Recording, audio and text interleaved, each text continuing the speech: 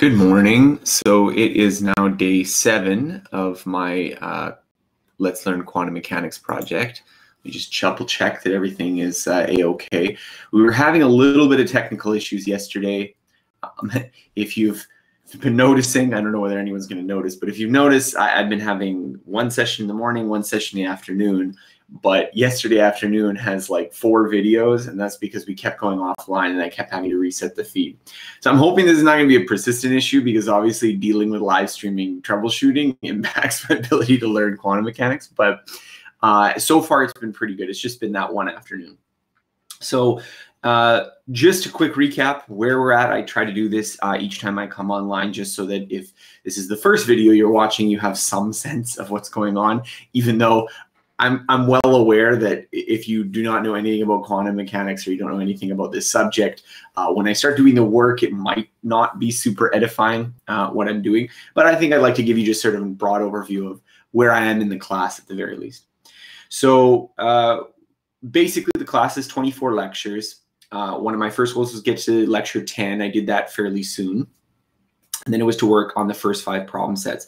Now, I've worked on the first 5 problem sets, but the 5th problem set, there were 2 major questions that had 4 parts, and there were 2 parts that I left out because I didn't feel like I had a good enough understanding to want to attempt them yet.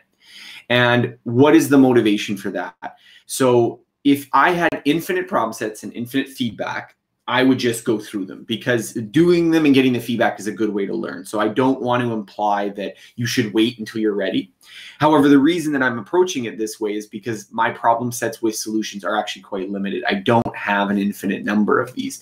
And so for me, I want to get to a point where I can at least understand the question and formulate some kind of a response before I get my feedback, because otherwise I'm wasting one of those valuable feedback moments. This class, unfortunately, is a little low on the marked solution sets to the problems, which means that I have to be a little bit more stingy about going through those.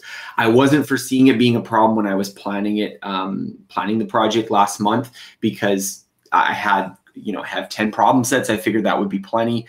But even the first 5 problem sets, I've gotten a lot of questions wrong. So it wasn't the case that, well, I'm already batting pretty good on these. I've been striking out pretty hard. So it's a little difficult when I don't have a pitcher to throw me baseballs later, and I just have to use some other mechanism to detect my progress. So I got up to that kind of midpoint, and then I recognized that 2 of the big questions were related to the simple harmonic oscillator for the quantum mechanics problem, which is basically the kind of quantum mechanical version of, a weight on a spring that just springs back and forth, or a pendulum for small angles that does this. Basically, it's a system that just goes back and forth in time like this. Now, of course, it's different for quantum mechanics, because in quantum mechanics, you don't have some rigid object that's doing this. Instead, you have a wave function that has to have certain properties over all space and all time. It has to obey certain relationships. And so therefore, we were trying to figure out what is the form of the wave function as it's sloshing around in time that is the sort of quantum analog to this model. And it's not easy to do. And so it's a second order differential equation. And in particular, one of the things that comes out of this that does not come out of the classical case of, if you have a pendulum that's swinging, you can give it any arbitrary level of energy. You can make the pendulum move like this, you can make it move like this, you can make it move like this.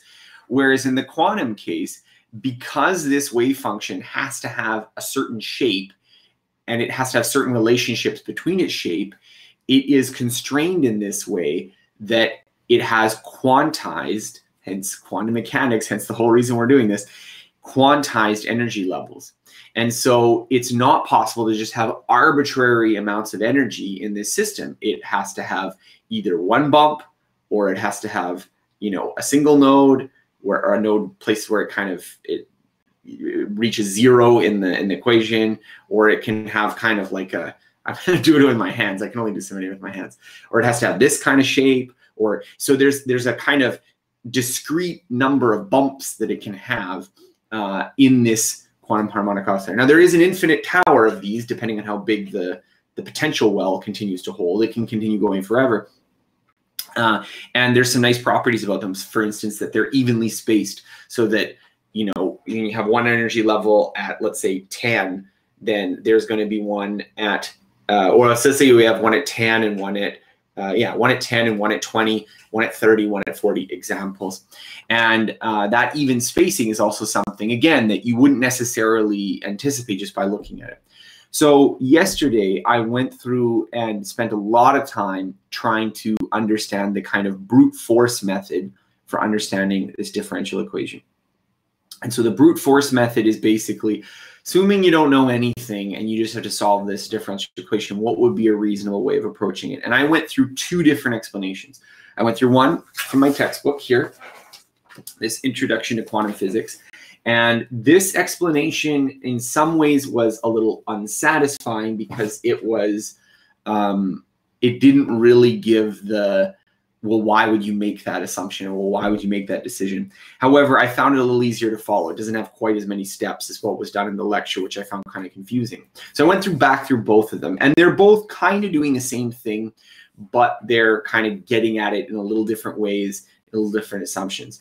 Because if you've done differential equations, basically, unlike a lot of, you know, let's say a differentiation problem where there's a mechanical procedure to produce the correct answer regardless of what you have. So if you differentiate some horrid function, there's always some process that you follow, and bam, you get the answer for the derivative.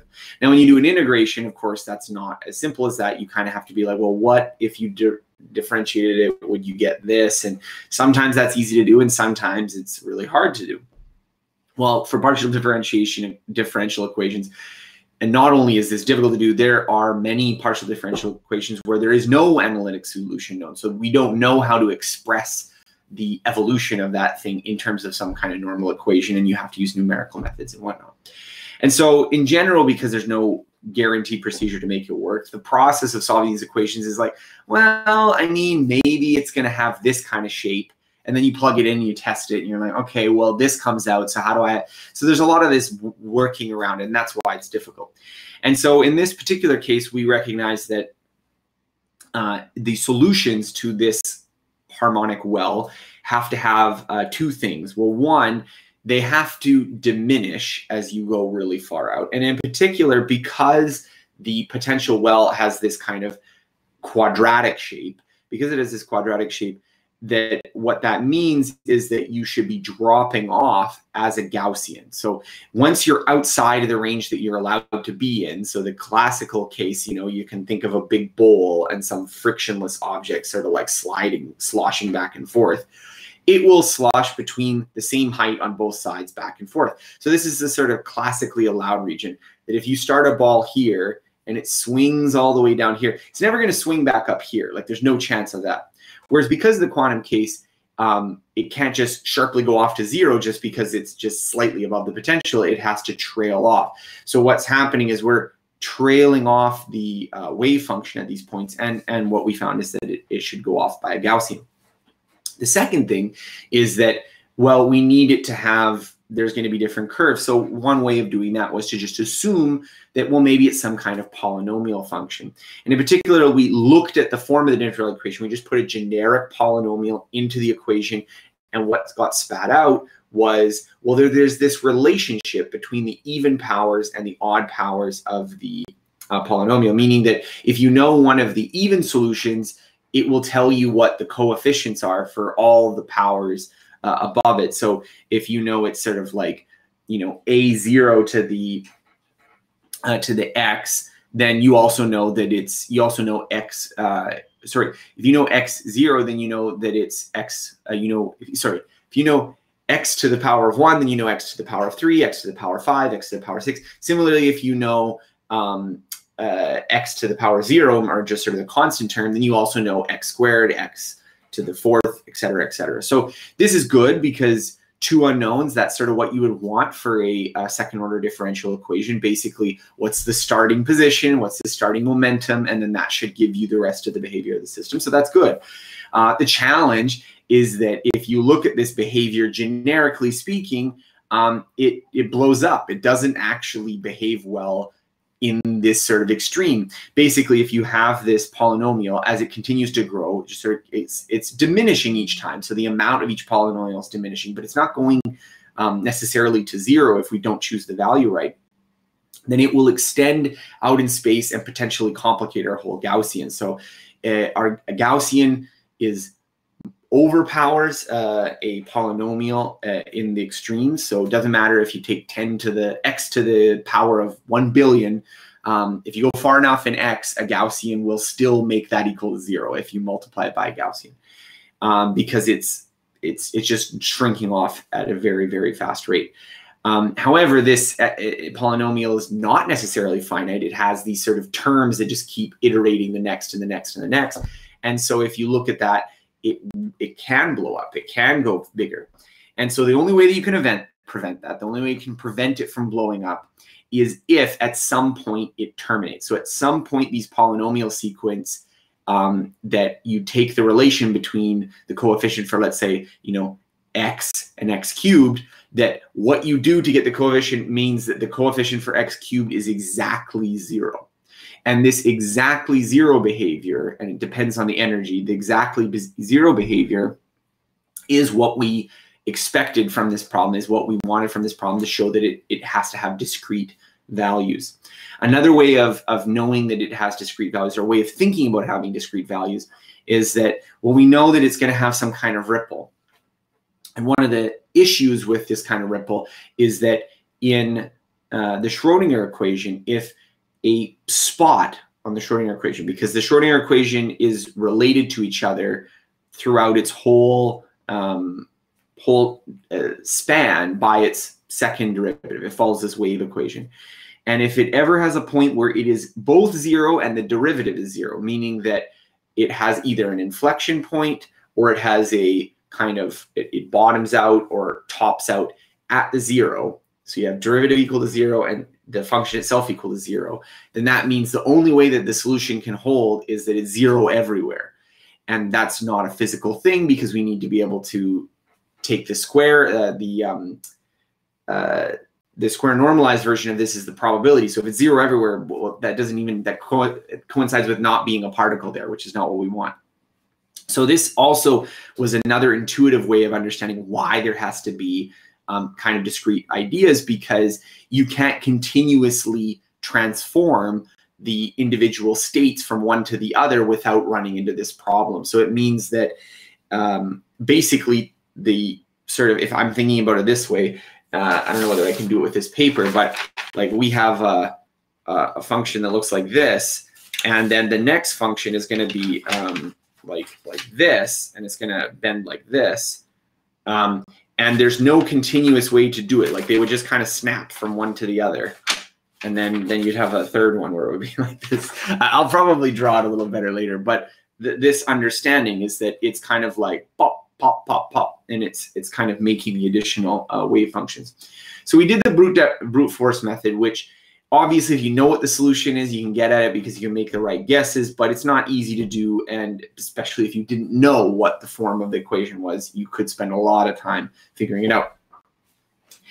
Now what I'm going to do is spend the rest of the morning, I think, working on the alternative way of doing it, which was using operators. And there's two reasons for doing that. Not really so much for the simple harmonic oscillator, although that is sort of the motivating example, understanding this raising and lowering operator, but also because everything we're doing in quantum mechanics from this point on is driven by operators, commutators, this kind of math that is sort of new to this class.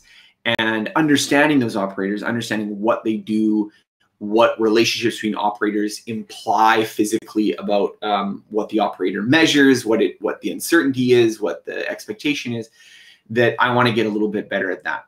So what I'm going to do is I'm going to, I'm going to look through my textbook to see if there's an alternative description for the raising and lowering method, just as I did with the last one. And then I might go through that class and go through it again. Now, I did feel like I'm at a bit of a better understanding, so I may not need to go through both, or I may not need to go through the class in as much depth. But I'd like to start with a different explanation first, because I find that often if you start with a different explanation, you can understand something, because something that was assumed that you understood that in one explanation is made more explicit in another. I mean, go back and forth. This textbook, it was a little sparser on the explanation than the class, so I'm a little nervous about that. But I'm going to go through this. My hope is that once this is done, I'm going to get back onto lectures. I do have a lot of concepts here that I'm not super confident with that I would like to work on with more Feynman techniques like I'm doing that now. I'd like to go through a more leisurely pace and just try to understand them. But I'm a little nervous that, you know, I'm only 10 lectures through. I spend another 2 weeks doing this, and I don't have enough time to cover maybe some of the really hard material that's coming up. So my approach to learning is that time is always a limited. You know, obviously, if you have infinite time to learn, it doesn't really matter what you're doing, or it doesn't really make much difference. You can kind of, as long as you keep doing it, it's fine. But I only have a month to do this, or I only have a month where I can do it full time at the very least. After that, I'm going to be, you know, back busy with other projects and work and stuff.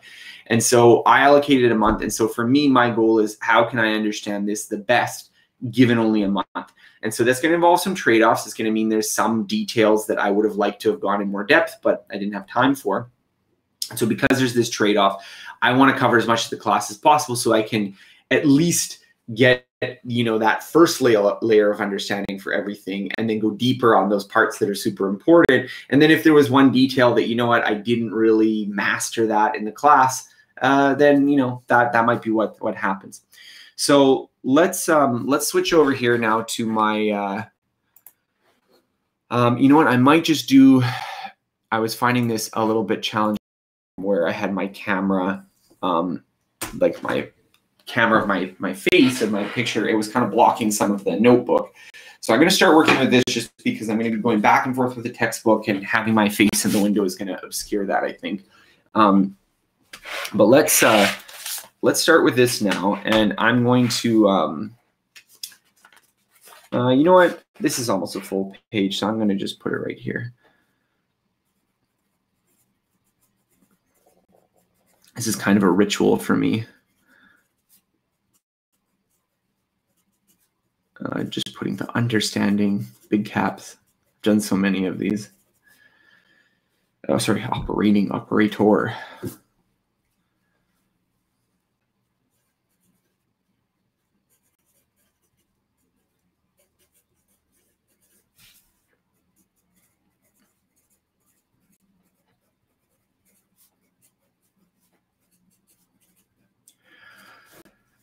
So this was purported to be a much easier way of getting at the same thing using operators. Now, let me just see if I have in this book something about this operator method. It's a little unfortunate. I kind of wish now that I had gotten the, oh, we've got some exercises in this book. Oh, this could be quite useful. I wasn't aware that there were solutions to the exercises in this book. So, you know, we might have something there. Now let me go and look at, let's see if they say the terms operator method. Otherwise, I'll look for simple harmonic oscillator and just see if they do that there. Operator, okay, nothing here. Let's go back to the simple harmonic oscillator, which we were doing earlier. Okay, so this is the solution that I already covered. You know, I don't think they do cover it here.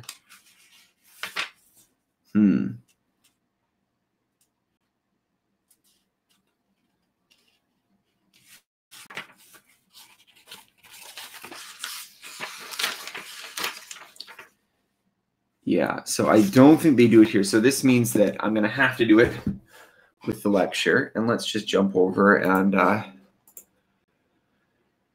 do it like that. So I'm going to be zipping through some of this because I have actually watched this one before. So if it looks like, why is he doing this at 8 times speed? It's because I'm trying to get to the part where he's talking about what I'm looking for. So let's just go over, actually, let's just go over the notes. Let me go here. Let me just go over the notes from what was covered so I can get a sense of what was understandable and what was difficult about that. I'm going to need new notebooks soon. Running out of space. So as a comparison for the MIT challenge classes I would often have a class that would be like this, and the amount of notes that I would need to go through is maybe this much, like what I've gone through right now for the entire class, and I'm only, you know, not quite halfway on this class. So I think that should give an expression of how difficult I'm finding this relative to a lot of the MIT classes. No less, because this is just accumulating so much knowledge from there. So where are we doing?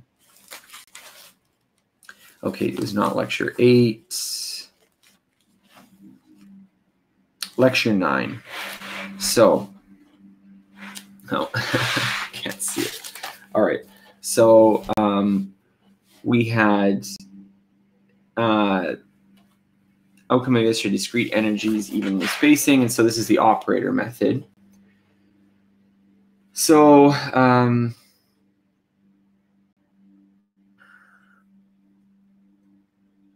there's some parameters here. We're doing a dimensional analysis, and then this dimensional analysis is leading to these typical length and momentum scales. This is the energy operator. We are factoring it, and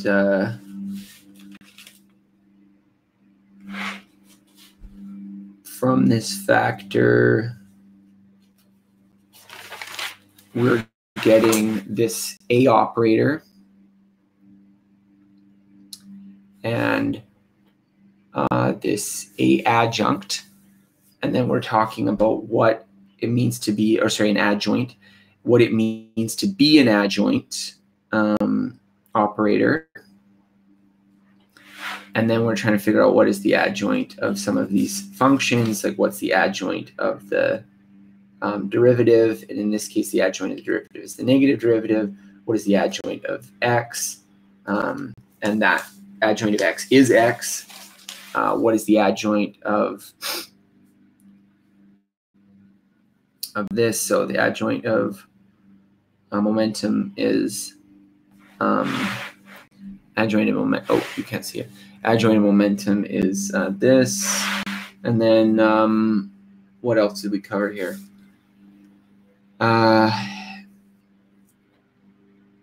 So this A operator does not correspond with an observable, because it doesn't have necessarily real eigenvalues. And we get, so this is, and we're doing something with this operator here. This is, I think, what I was challenged, doing the commutator, and then we get the commutator to be equal to, where was it? The commutator is equal to 1, and that was important for some reason. And then we have the energy operator, how the, oh, sorry, this not being 1 is not the important part. The important part for the energy operator, the energy operator commuted with this A was equal to,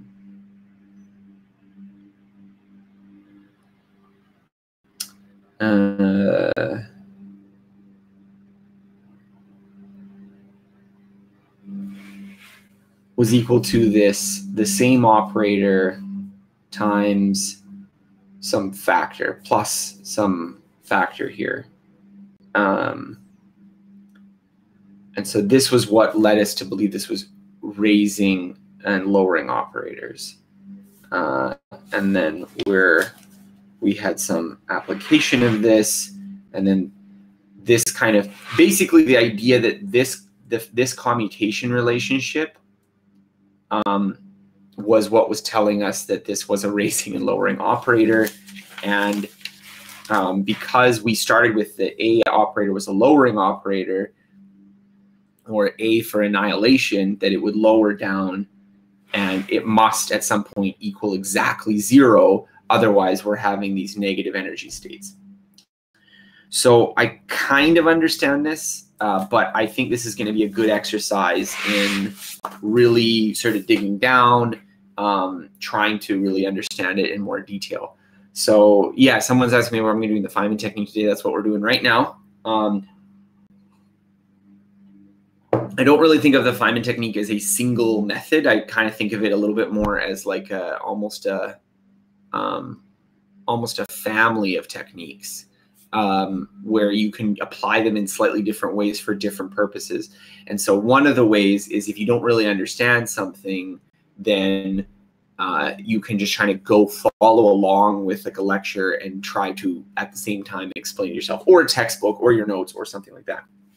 So the other ways of doing it are to try to practice recall or to try to make more explicit analogies. So I might do those as well in the class, but obviously something I don't really understand why they were doing things is a worst case. So what I think I'm going to do is I'm going to start with this more active recall approach and try to explain as much as I can in my own words. And then I can also figure out where am I stalling out, where do I not understand it, and then go back. Then I know what to pay attention to in the lecture. So what was it that we were doing here? So the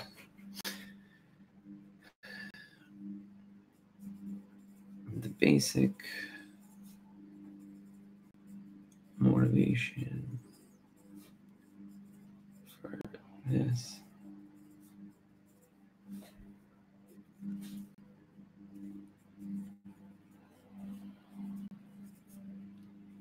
Imagining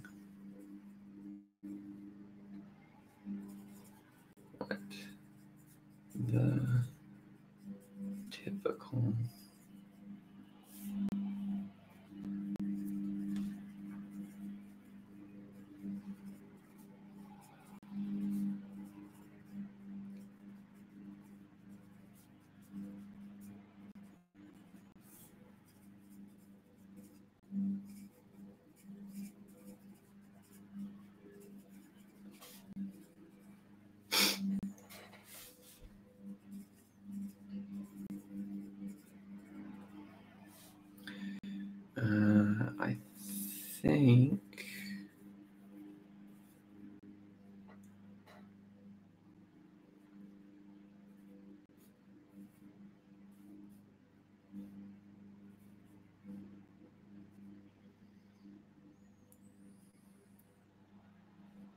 I think this is 1/2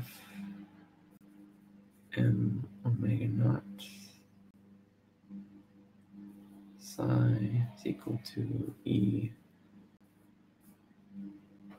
Let's double check that. I think that's the right form of the equation, but it's always good to just test yourself on the like writing down an equation. Like I tried to write this down without looking what the answer is, and then now I'm going to look at the answer to just make sure I didn't make any mistakes. But that's useful for not only for memorizing things, but just to make sure you understood it. Because if you just copy things down, so we've got right here. Oh, okay. So I forgot something pretty important here. X squared. Beside yes. So this is our SHO potential. And then this is our kinetic energy term.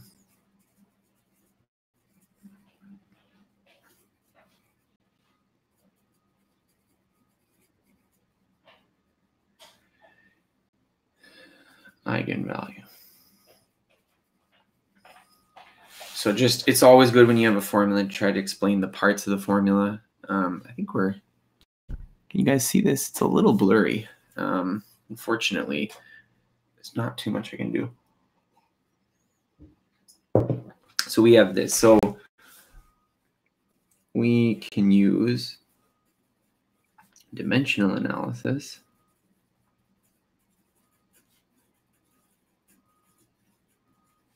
to guess a characteristic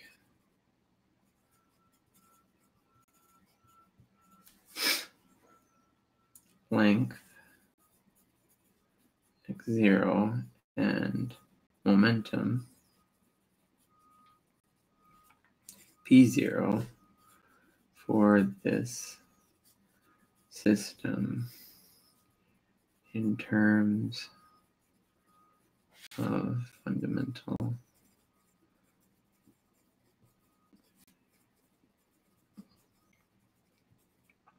all right, so what would our guess be?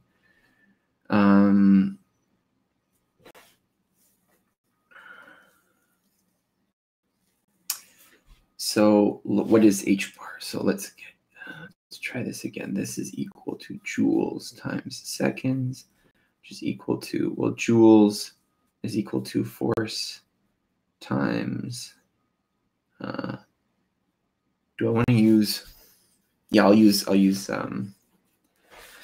always if I decide to go mass for m, then I put m, but m could also be meters, so I have to be consistent with it from the start. Times second, and we know F equals ma, so this is kilograms meters divided by second squared times meters times second. Well, we get rid of this, and we have kilograms meters squared over seconds. And let's confirm that that's right.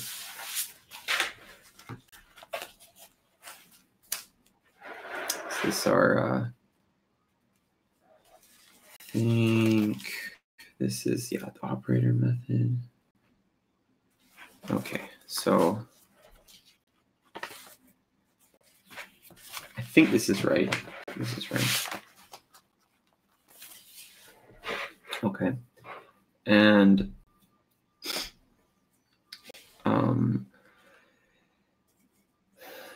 this is going to be what?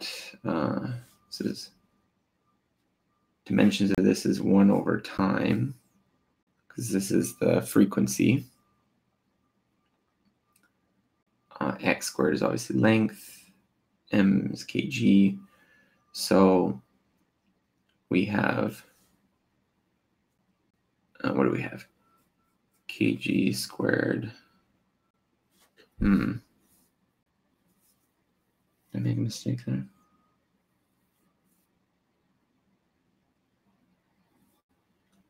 Force times meters. I guess I should change this to newtons if I'm doing units.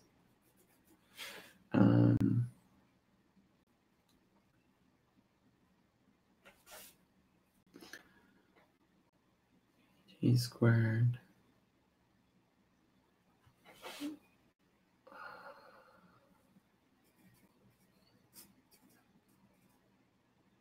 divided by kg.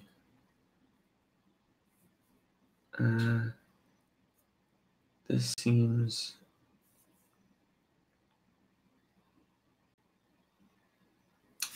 wrong right here for the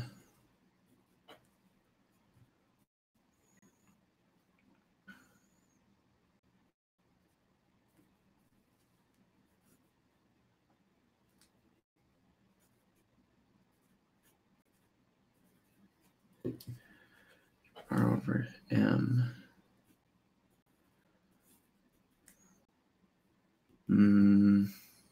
All right. We need so we need to have some kind of characteristic length. And how will we make a length out of this? Well, we need to remove one.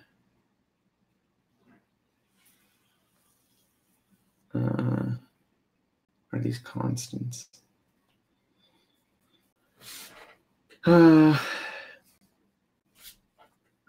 My dimensional analysis is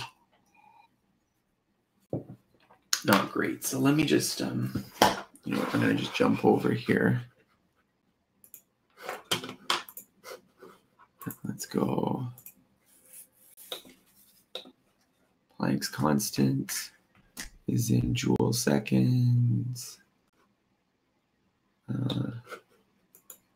Joule is in kilogram. Yeah, so this is right.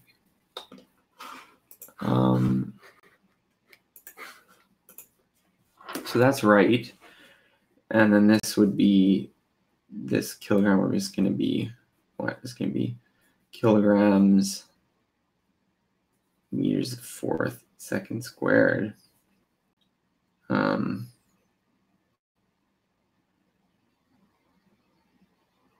Oh, right. Because the this d psi dx is going to be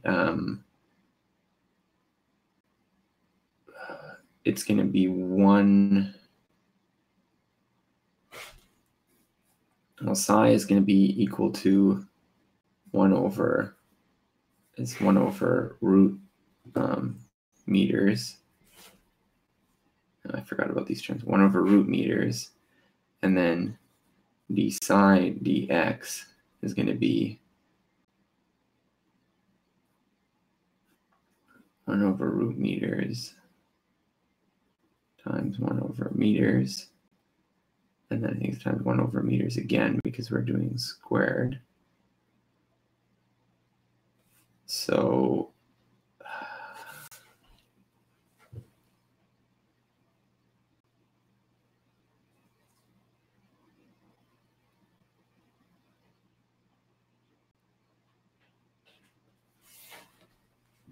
no, not 2, just 1. And so we get what? Well, we cancel this kilogram. 1 sec. This kilogram cancels. Second cancels. We get, what do we get?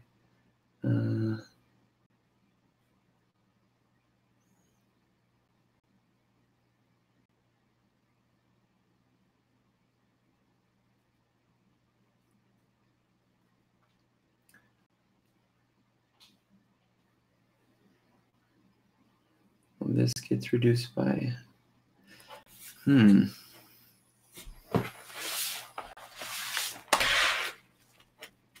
right, let's look at the notes here.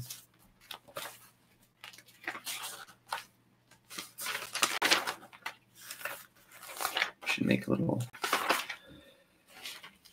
I just put my pencil in the page so I don't have to flip through each time. Let's go back to. Okay, this is lecture 8, lecture 9. Okay. So this h bar over m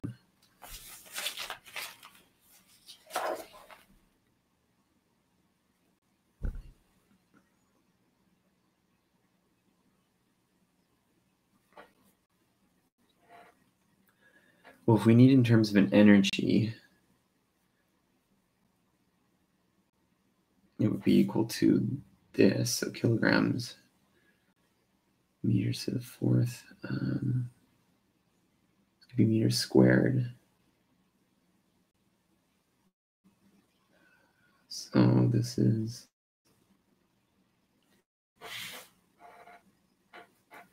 how am I losing the 1/2 here?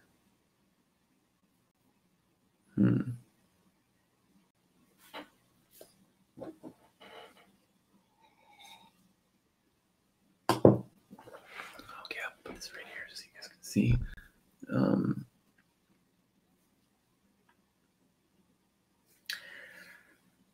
So this h bar squared divided by m should be kilograms per second times meters to the power of 4. And then we have 1 over root meters for psi. But psi, this is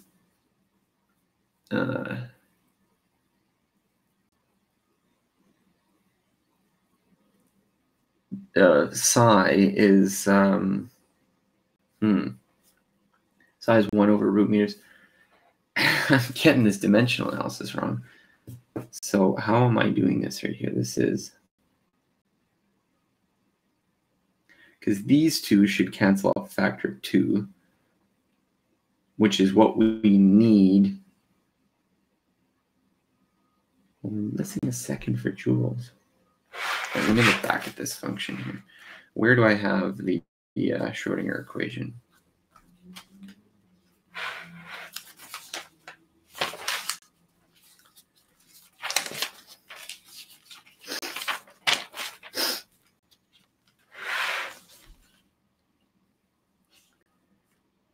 Yeah, it's definitely this.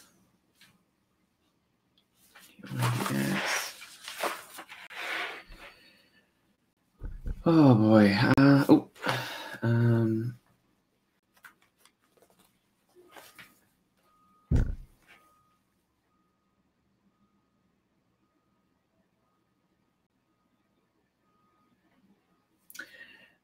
I guess this is like, do we need to have the sign? Because what do we have for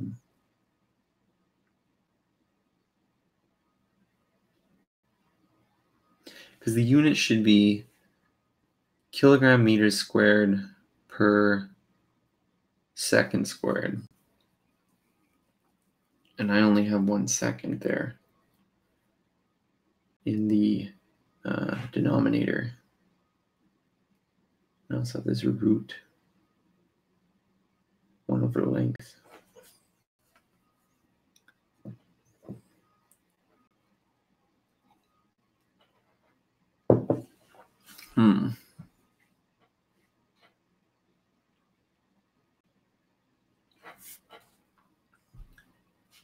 If we need a length, let's just leave this calculation aside for a second. If we need a length, what are we going to get? We're going to have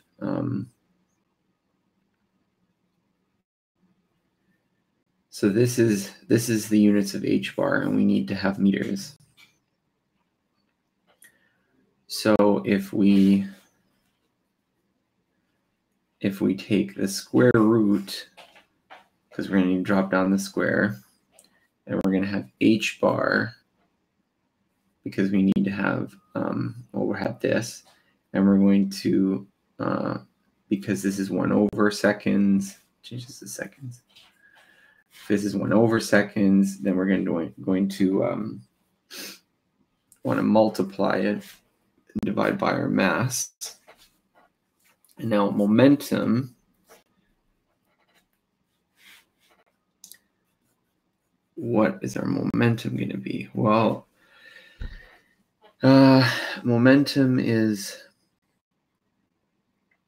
this, I know that we can do it in terms of the de Broglie wavelength. Where's our de Broglie wavelength formula?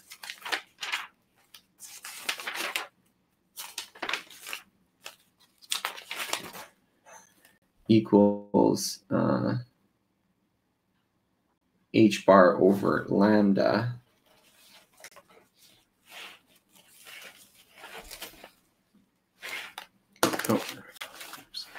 equals h bar over lambda. So this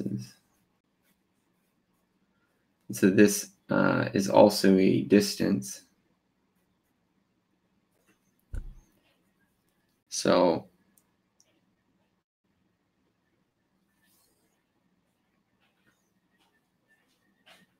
would this not be? We don't have. Yeah, we don't have the x. We have the x here. This is the characteristic x. So if we have h bar over root h bar omega m, we're going to have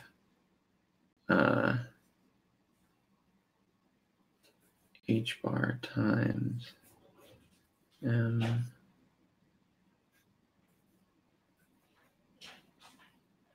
so we can get the h bar under the root here. I'm just going to erase this over here. I think I've got that, yeah. Just going to erase this over here.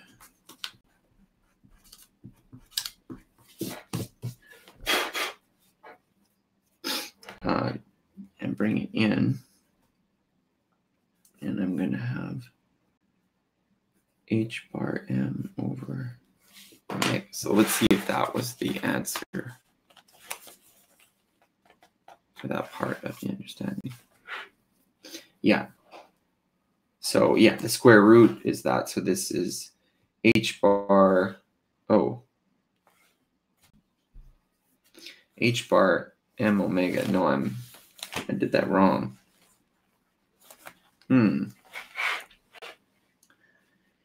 H bar m omega is going to be what? h bar divided by this length scale. We get the h bar m.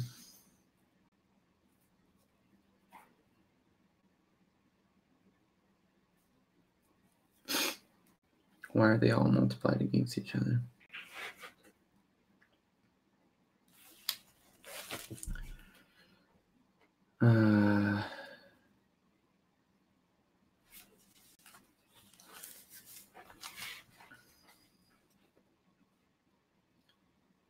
What are the dimensions of momentum here?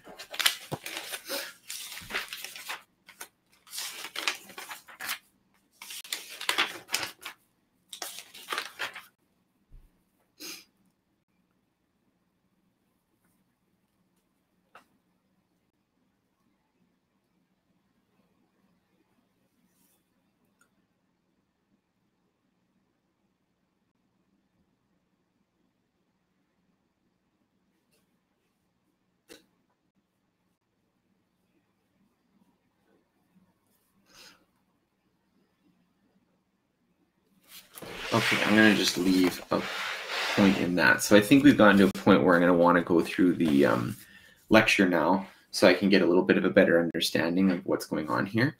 So let me just switch over. And let's start listening. And I'm going to be going pretty fast through it until we get to the points where I'm trying to understand. Under a Creative Commons license.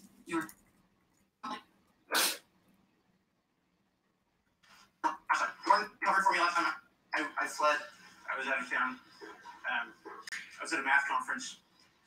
It was pretty surreal. Question? Yes.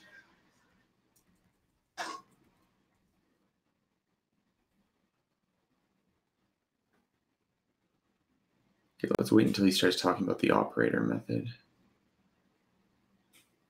We've already covered this, so.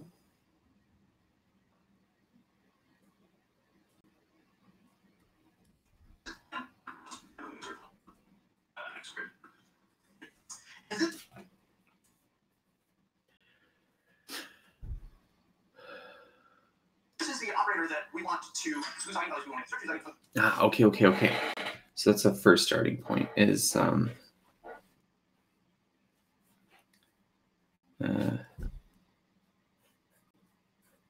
expressed as an operator. This is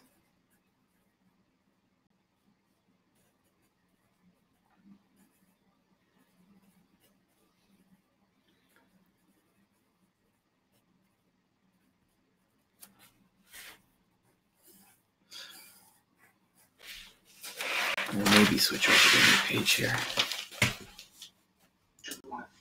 Before we do anything else, we should do dimensional analysis. First thing you do when you look at a problem is do some dimensional analysis, identify the salient scales, and make things to the degree possible dimensional. Your life will be better. So what are the parameters we have available to us? We have h bar because it's quantum mechanics. We have m because we have a particle mass m. We have omega because this potential has a characteristic frequency omega. What other parameters do we have available to us?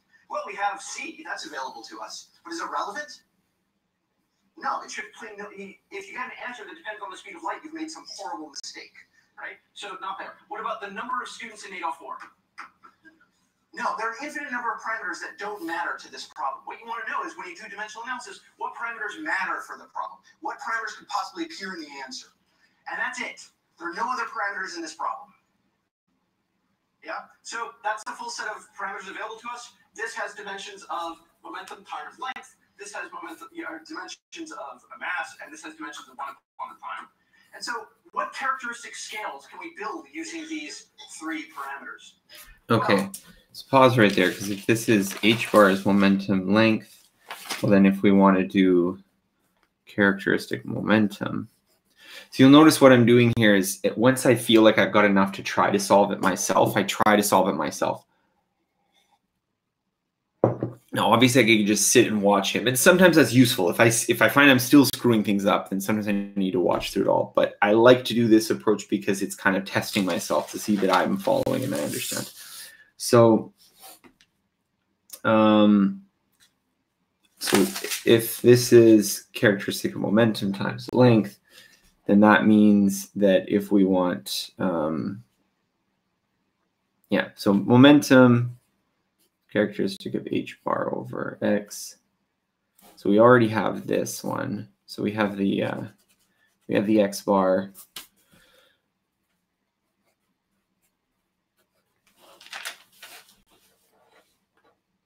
We have this one, and it's equal to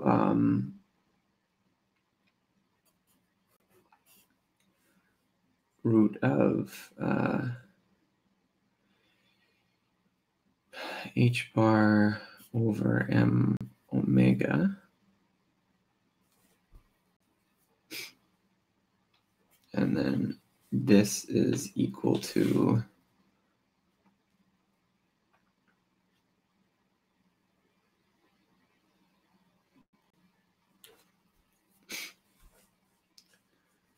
h bar times.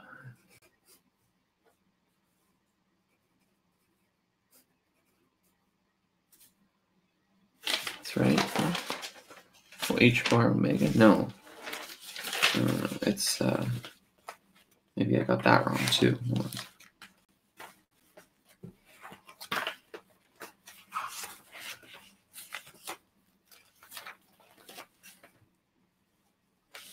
H bar over m omega. Oh, okay. So I also got this one now because that makes more sense why I didn't get it right. So why is it h bar? H bar m omega.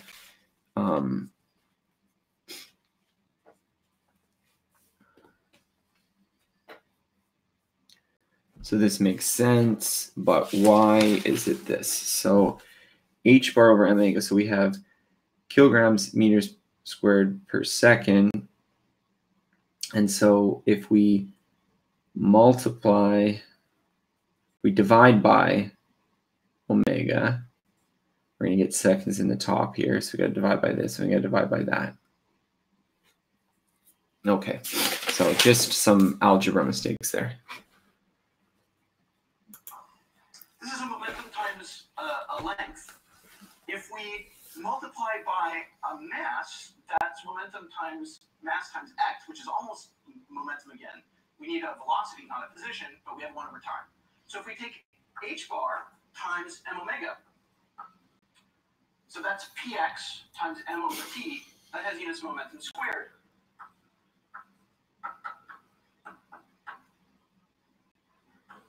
Okay, and similarly, this is momentum, which is x, which is length mass over time. You can divide by mass, divide by frequency, or multiply by time. So h bar upon m omega. And this is going to have units of length squared. Okay, and with a little bit of foresight from factors of 2, I'm going to use these to define 2 length scales. X naught is equal to h bar. Oh, I want to be careful to get my coefficients. Yeah, I always put the 2 in the right place. So 2h bar upon m omega squared.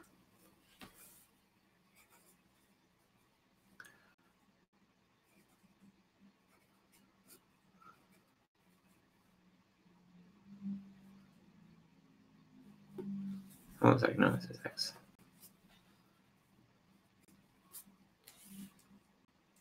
Root. And I'm going to define p naught is equal to square root of 2h bar times m omega. Okay? So here's my claim. My claim is at the end of the day, the salient length scales for this problem should be integers or dimensionless numbers times this length scale, and salient momentum scale should be this scale. Okay? Just from dimensional analysis.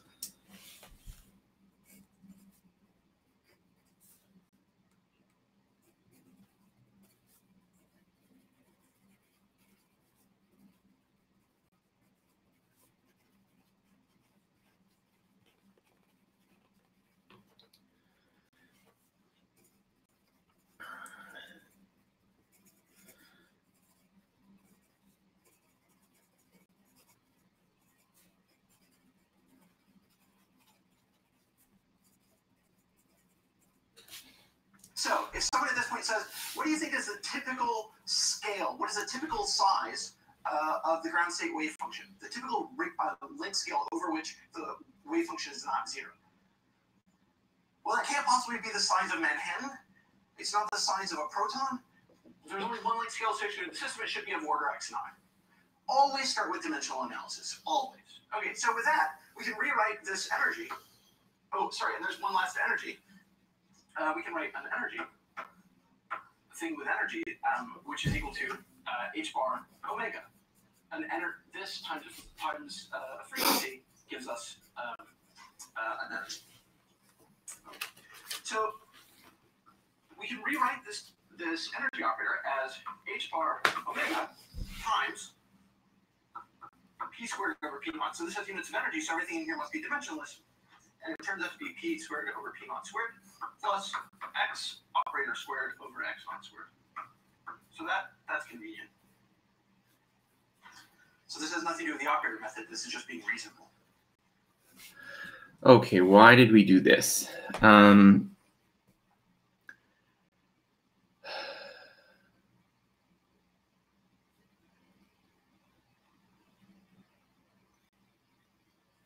So we know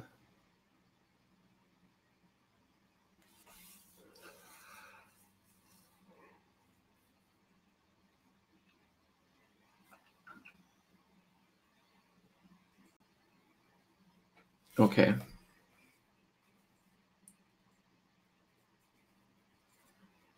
Is characteristic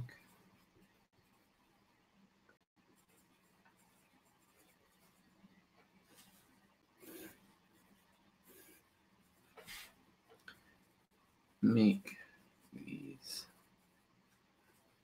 dimensionless by moving by scaling. See?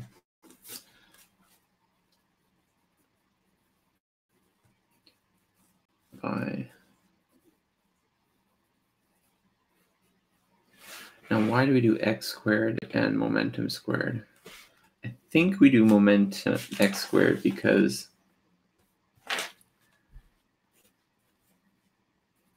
useful because our potential has an x squared. Do we have a momentum squared somewhere here? I mean, momentum is a velocity, so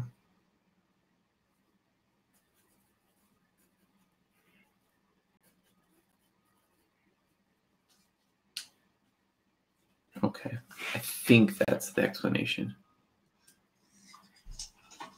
Okay. Quick note, thing to note. X naught times p naught is just the m omegas cancel, so we get root 2 h bar squared, 2 h bar. Okay, so little tricks like that are useful to keep track of as you go. Okay. So we're interested in this operator. We're interested in this energy operator. And it has a nice form. It's the sum of squares. And when you see the sum of squares, a very tempting thing to do is to factor it. So, for example, if I have two classical numbers. All right, so we have E is equal to h bar omega.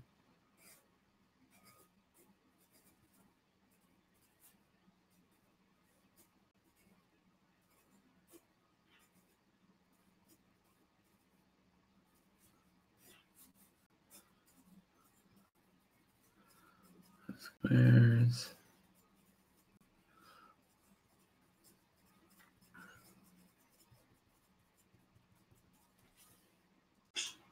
C squared. So what would the Plus D squared. The mathematician in me screams out to write. so we can have, what would it be?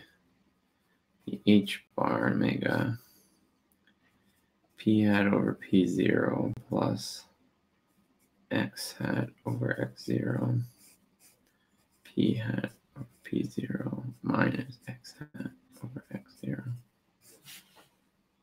C minus ID times C plus ID. Oh, C minus ID plus.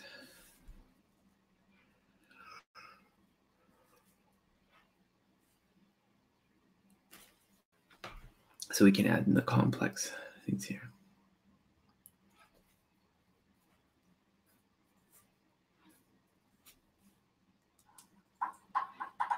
I have factored this, and that's usually a step in the right direction. And is this true? Well, yes, it's true. C squared plus D squared and the cross terms cancel.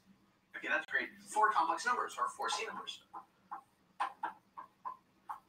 Now, is this true for operators? Can I do this for operators? Here we have the energy operator as the sum of squares. Well, let's try it. I'd like to write that in terms of x and p. So what about writing what about writing the quantity x minus I p over x naught over p naught operator times x over x naught plus I p over p naught. Okay. So we can compute this. This is easy. So the first term gives us the x squared over x naught squared. That last term gives us the i's cancel. We get p squared over p naught. We get, yeah, let's just do it p over p naught.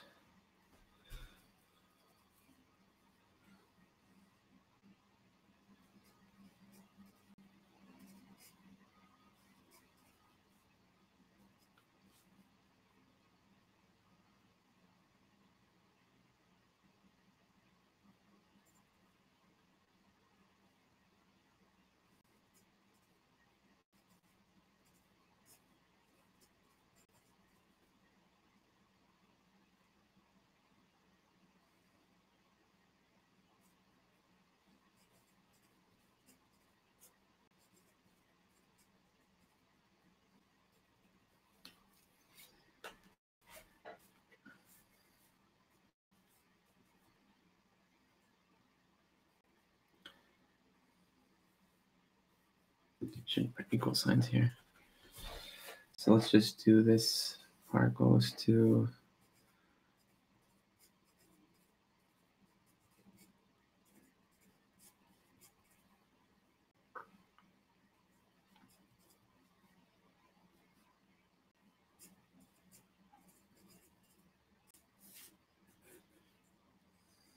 commutator of x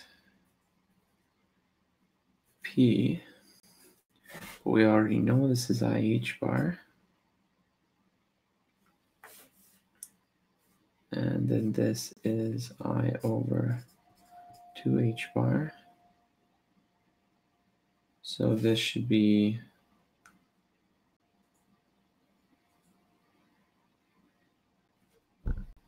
minus a half. But then there are cross terms. We have an xp and a minus px with an overall I. So plus I times xp over x naught times p naught. So x naught times p naught, however, is 2h bar. So that's over 2h bar. Okay. And then we have the other term minus px, same thing. So I can write that as the commutator xp minus px. I recall that?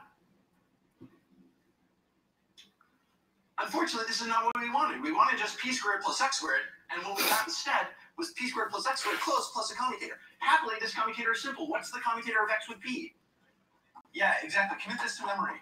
Okay, this is minus IH bar. This is your friend. Okay. So this is just IH bar. So this is equal to ditto plus IH bar. The I, oops, somewhere I got a minus sign. Where did I get my minus sign wrong?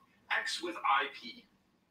Oh no, good. This is good. Okay, so X with P is I. So we get an IH bar. No, I really didn't screw up the sign. How did I screw up the sign? Oh, no, I didn't. Wait. Oh, of course. No, good. Sorry. Trust your calculation, not your memory. Okay, so the calculation gave us this. So what does this give us? We get us IH bar. So plus, but the IH bar times I is going to give me a minus. And the h bar is going to cancel because I've got an h bar from here and an h bar at the denominator minus 1/2. So this quantity is equal to the quantity we wanted, minus 1/2. And what is the quantity we wanted? X naught squared plus P naught squared. This guy. So putting that all together, we can write with the energy operator. So when we try to factor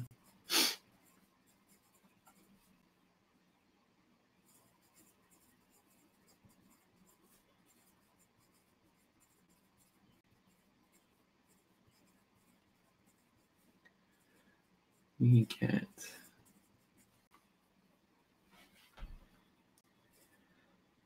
out a factor of minus 1/2 because the commutator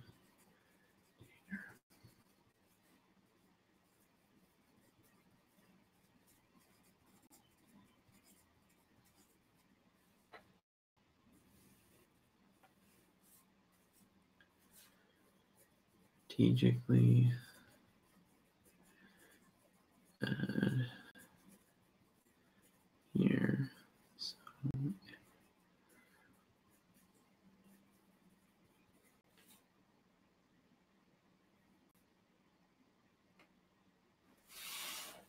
actually, I don't think we need this because we can do plus and minus with the I, because otherwise it would have to be minus some squares. Okay, so I don't think that's necessary. All right. Oh, get a little bright here. H bar omega Yes, we'll see.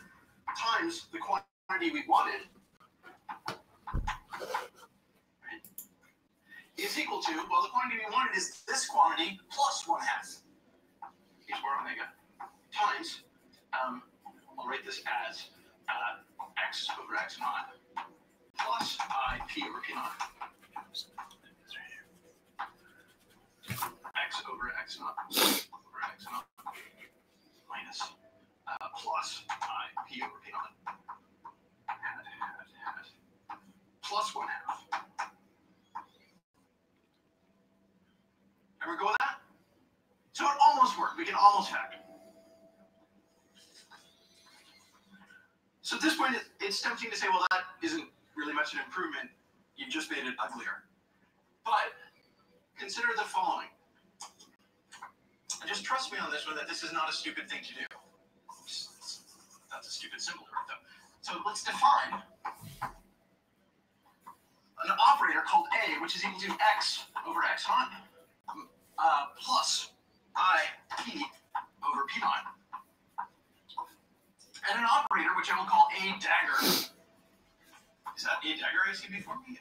X, sorry, over x naught minus I p over p naught. Hamlet quotes are harder. So this is A dagger. And we can now write the energy operator for an harmonic oscillator is equal to h bar omega times A dagger A plus 1/2. Ever go with that? Now this should look suggestive. You should say, Is that the right order?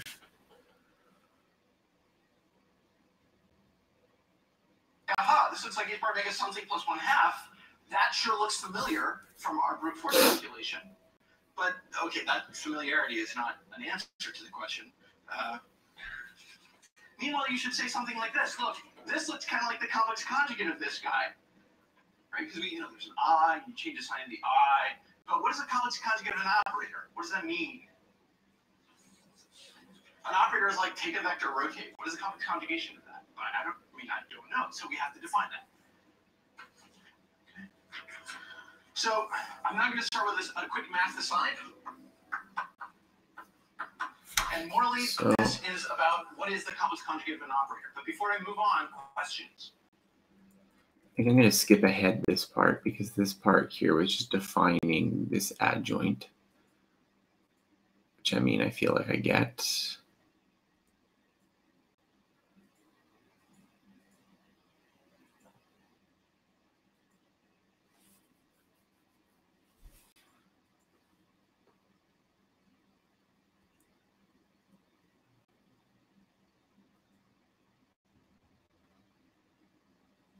go through some examples of adjoints.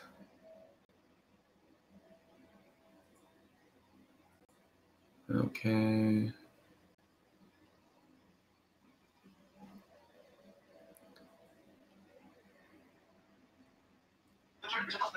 Any vectors as there are dimensions in space.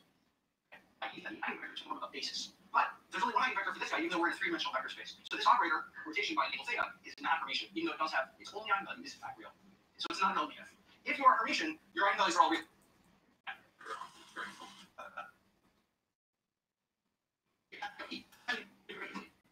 And I'm going to go through a library argument. I'm just going to note the following: P is equal to h bar upon I.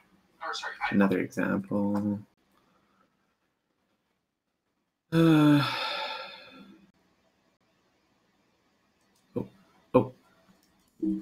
shoot. Something. Sorry. Problem with using these shortcuts. All right, so. Here's the key thing. A and a dagger satisfy the simplest commutation relation in the world. Well, the second simplest. The simplest is at the 0 on the right-hand side, but the simplest, not trivial commutation relation. A with a dagger is equal to. So what is a dagger equal to? Well, we just take the definition. Let's put this in. So this is equal to. Let's just work it out. We have.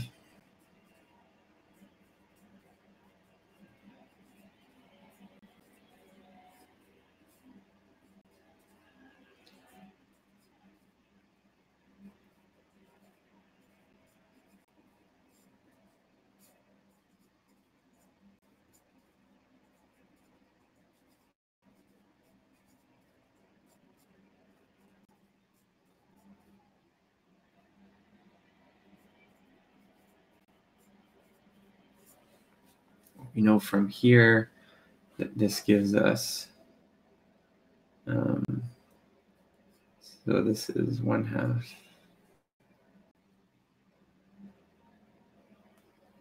This is 1/2 minus 1/2.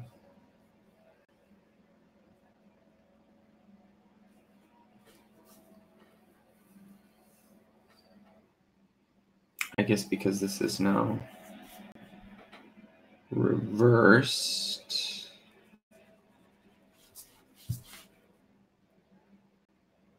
it's going to be, so this is minus I, plus I. It's going to be minus 1/2. It's equal to 1. Yeah. X over X naught. X over naught.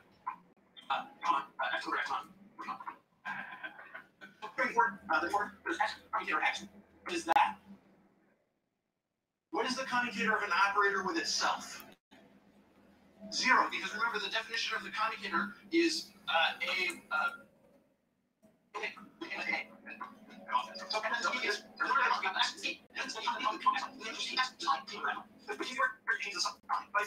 it's the order of a commutator, you change the sign. So we can put them both in the same order. Well, let me just write this out. So this is I over X naught P naught.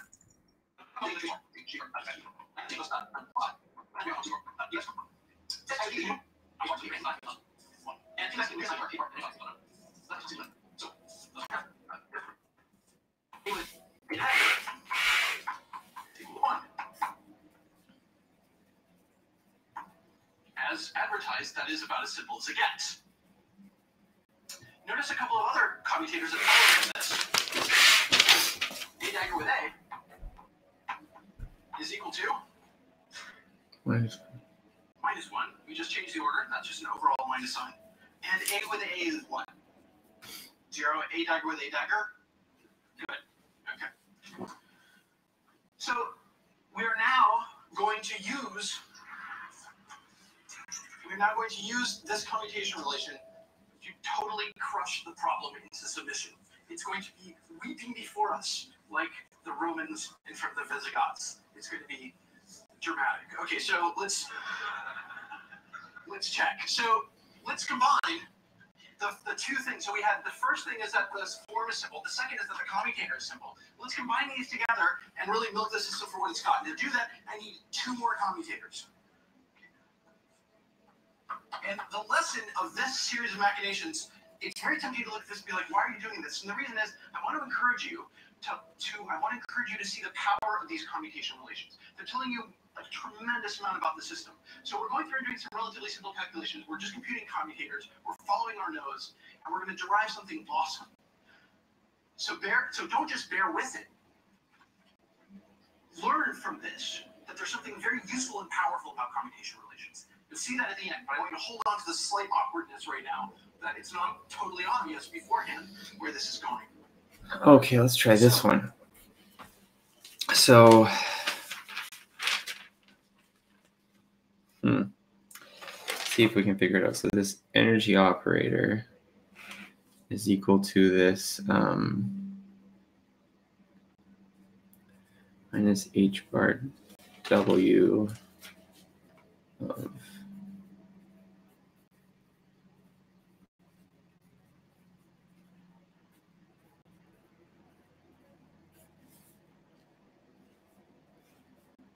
so this times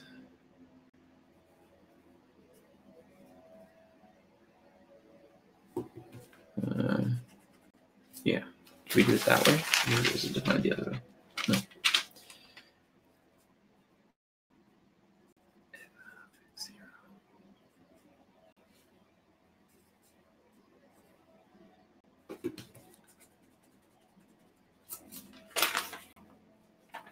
Yeah, plus p hat over p0 minus w. Oh, we gotta do it the other direction.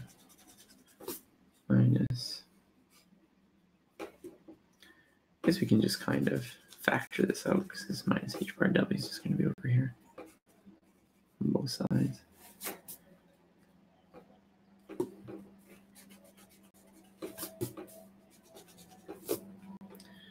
Minus x hat over x0 like I hat over p0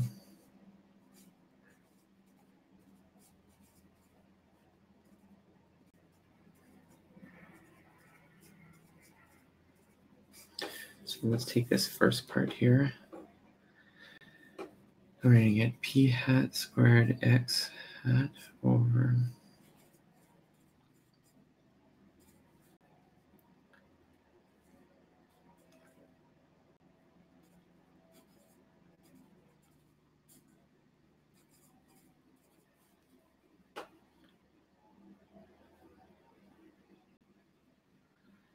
and then we're going to have plus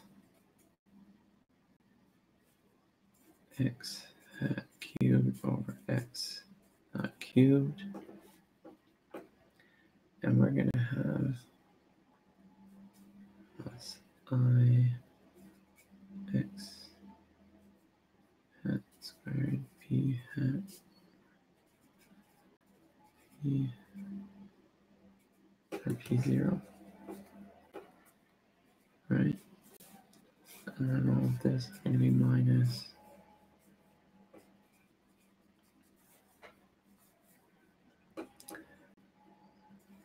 x hat p squared over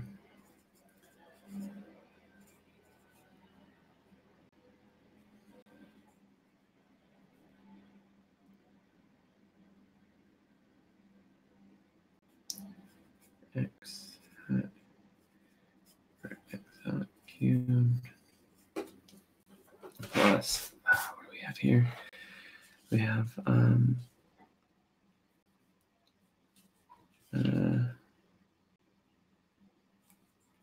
this is plus. We have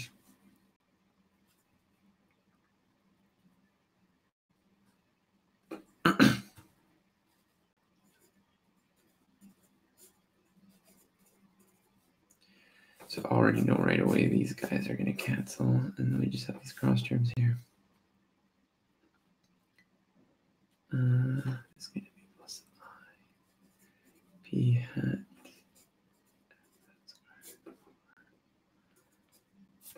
x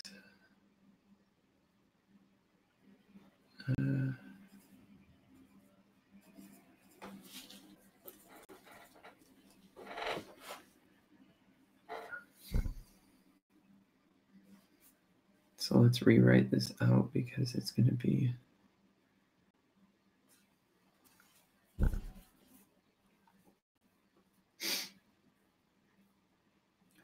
this looks like the commutator here. So minus h bar w h bar. We have, I'm just going to put p hat x hat 0 x 0.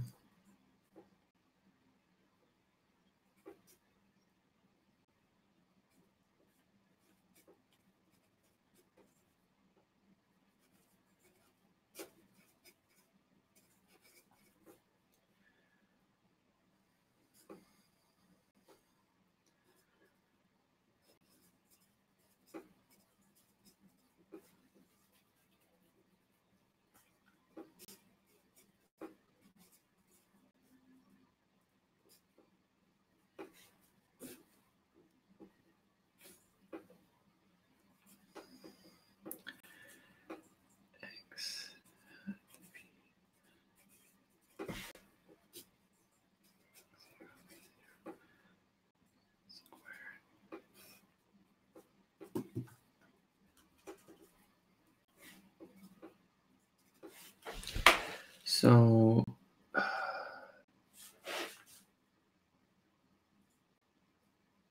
this looks like a commutator relationship, but which one?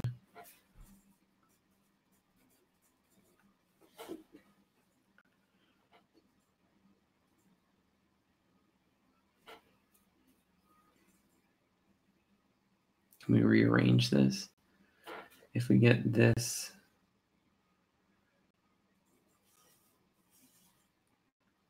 over here,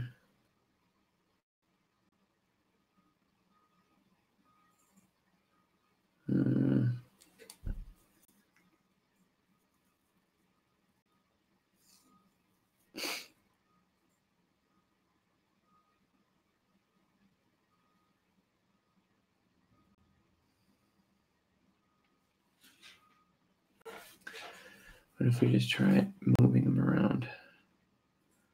So if we have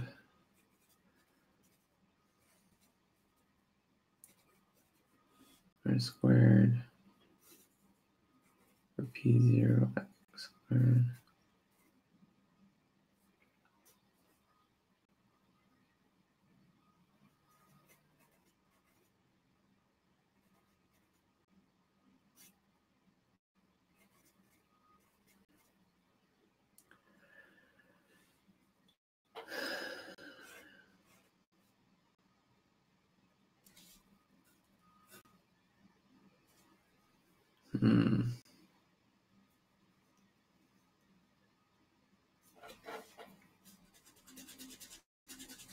I need to factor this somehow.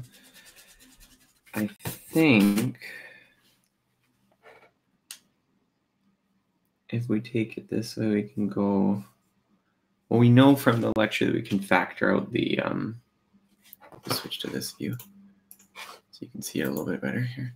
We know from this that we can factor out the energy. So it's like the A times the energy operator itself. The energy operator is this up here.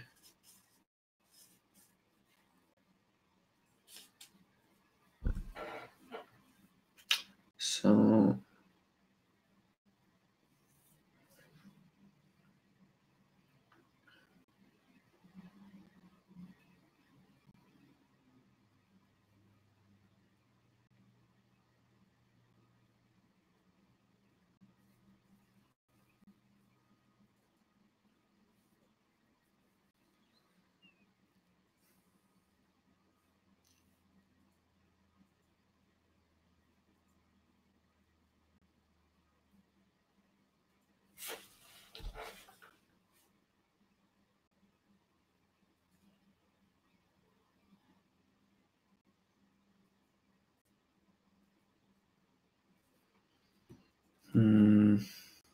no, I'm stuck. Let's go back. See what he does. What is E with A? Well, that's easy. It's the H bar omega A dagger A plus 1/2. So the 1/2, what's 1/2? So he did.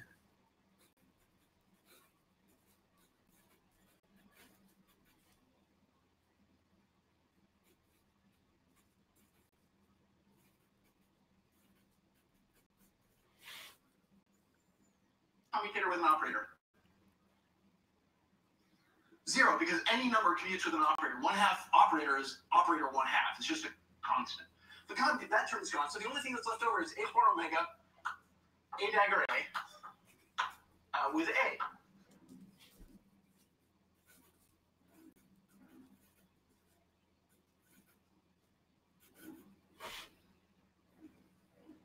Now the h bar omega is just a constant. It's going to pull out no matter which term we're looking at. So I can just pull that factor out. Okay, so this is equal to h bar omega times a dagger a minus a dagger a.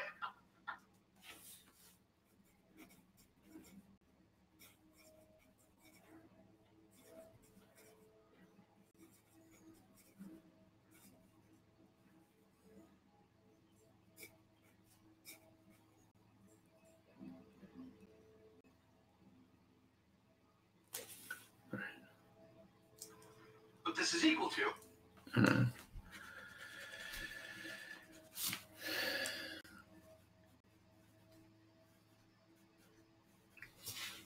So this is equal to what? Well, we have to express this as of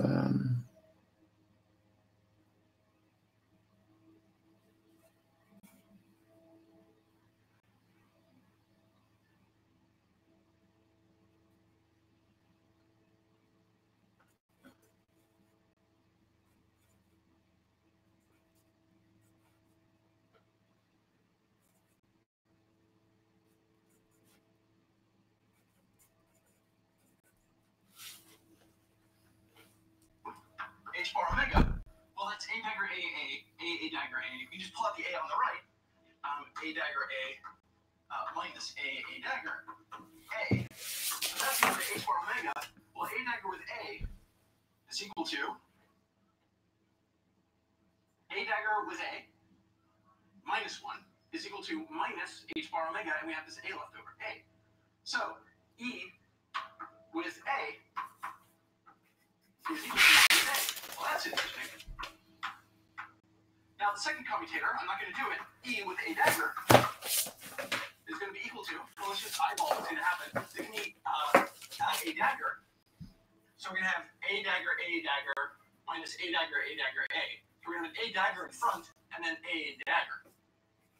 So all we're going to get is a sign, and it's going to be a dagger plus a dagger. Should have written that in the center. Everyone cool with that? Yeah. Oh shoot! Thank you. Thank you. We would have misruled the galaxy. So, okay. Good. Other questions? Okay. You don't notice, you haven't noticed yet, but we just won. We just totally solved the problem, and here's why. Once you see this, anytime you see this commutator, anytime you see this commutator, an operator with an a is equal to plus a times some constant. Anytime you see this, cheer. Okay? And here's why. Yeah, right, exactly. Now. Woo. So here's why. So I think I remember this part. I'll switch over here.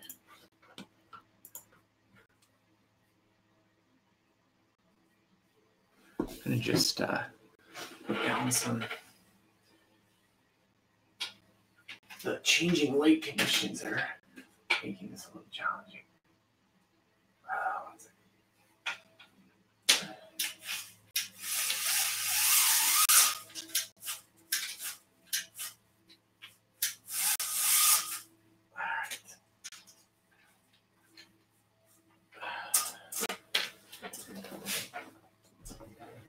Darken it a little here so it's not so blue on the page here. So we have this, And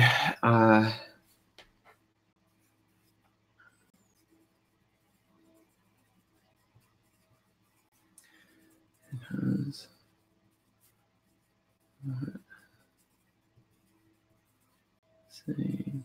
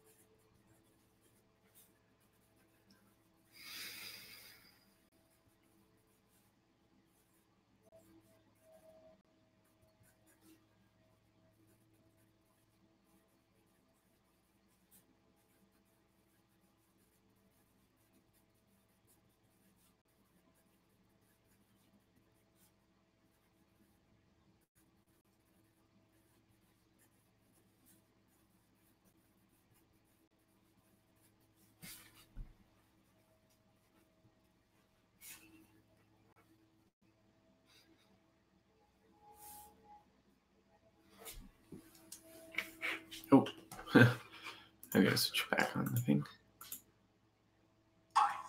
Here's why you should share. Because you no longer have to solve any problems. You no longer have to solve any differential equations. You can simply write down the problem, and let's see that you can just write down the answer. So suppose we already happen to have access. Here in my sleeve, I have access to an eigenfunction of the energy operator. E on phi E is equal to E phi E. Suppose I have this guy. Cool? Check this out. Consider a new state, psi, which is equal to A. Which do I want to do first? It doesn't really matter, but let's do A. Consider psi is equal to A on phi E. Okay? Consider this. What can you say about this state? Well, it's the state you get by taking this wave function and acting with A. Not terribly illuminating. However, E on psi is equal to what? Maybe this has some nice property interacting with E. This is equal to E on A with phi E. Now this is tantalizing, because at this point, it's very, look, that E, it really wants to hit this phi, right? It just really wants to. There's an E, it wants to pull out, it'll be great. The problem is it's not there. There's an A in the way. And so at this point, we add 0. Okay, this is a very powerful technique. This is equal. So let's take this.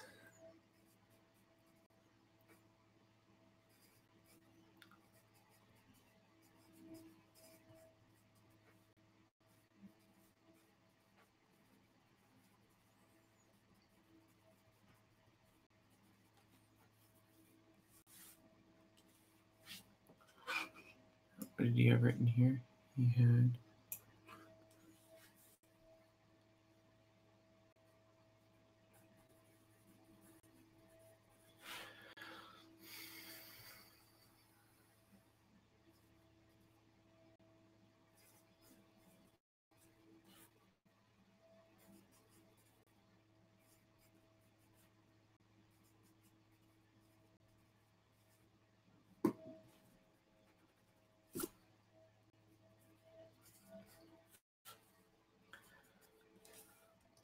E on A with phi E.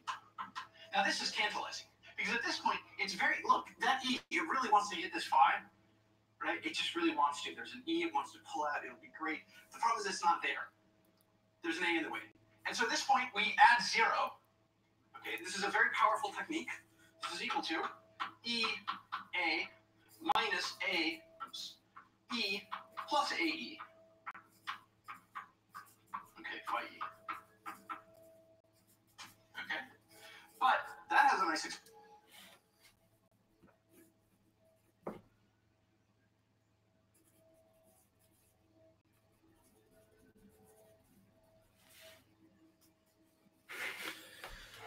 and so this is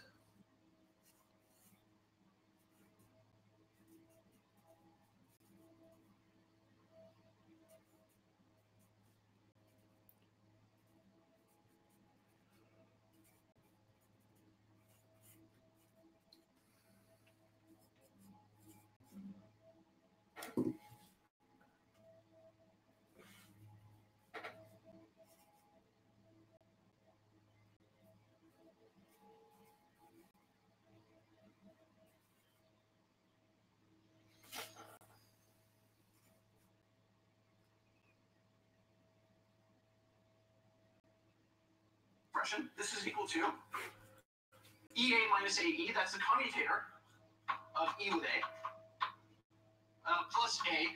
Well, what's E acting on phi E? Well, actually, let me just leave this as AE. So what have we done here before we actually act? Phi E. What we've done is something called commuting an operator through. So what do I mean by commuting an operator through? If we have an operator A and an operator B and a state F, and I want A to act on F, I can always write this as, this is equal to the commutator of A with B plus BA at B on F. So this lets me act A on F directly without B, but I have to know what the commutator of these two operators is. So if I know what the commutator is, I can do this. I can simplify it. This is called, when one does this, when one takes A and replaces it by the commutator of A with B plus BA, changing the order, the phrase that one uses is I have commuted A through B. Okay? And commuting operators through each other is an extraordinarily useful tool, a useful technique. Now let's see why. So here, what's the commutator of E with A? Oh, we just did that. It's minus h bar omega A. And what's AE on phi E? What's E on phi E? E, right, exactly. Plus E A on phi. And now we're cooking with gas. Because this is equal to h minus h bar omega A plus EA. I'm going to pull out this common factor of E of A. Okay? So if I pull out the common factor of A plus E A phi E. And now I'm going to just slightly write this instead of E or minus h bar omega plus E, I'm going to write this as E minus h bar omega. I just literally changing the order of the algebra. E minus h bar omega. And what is AE? Psi. That was the original state we started with, psi. Well, that's cool. If I have a state with energy E, and I act on it with the operator A, I get a new state psi, which is also an eigenstate of the energy operator, but with a slightly different energy eigenvalue.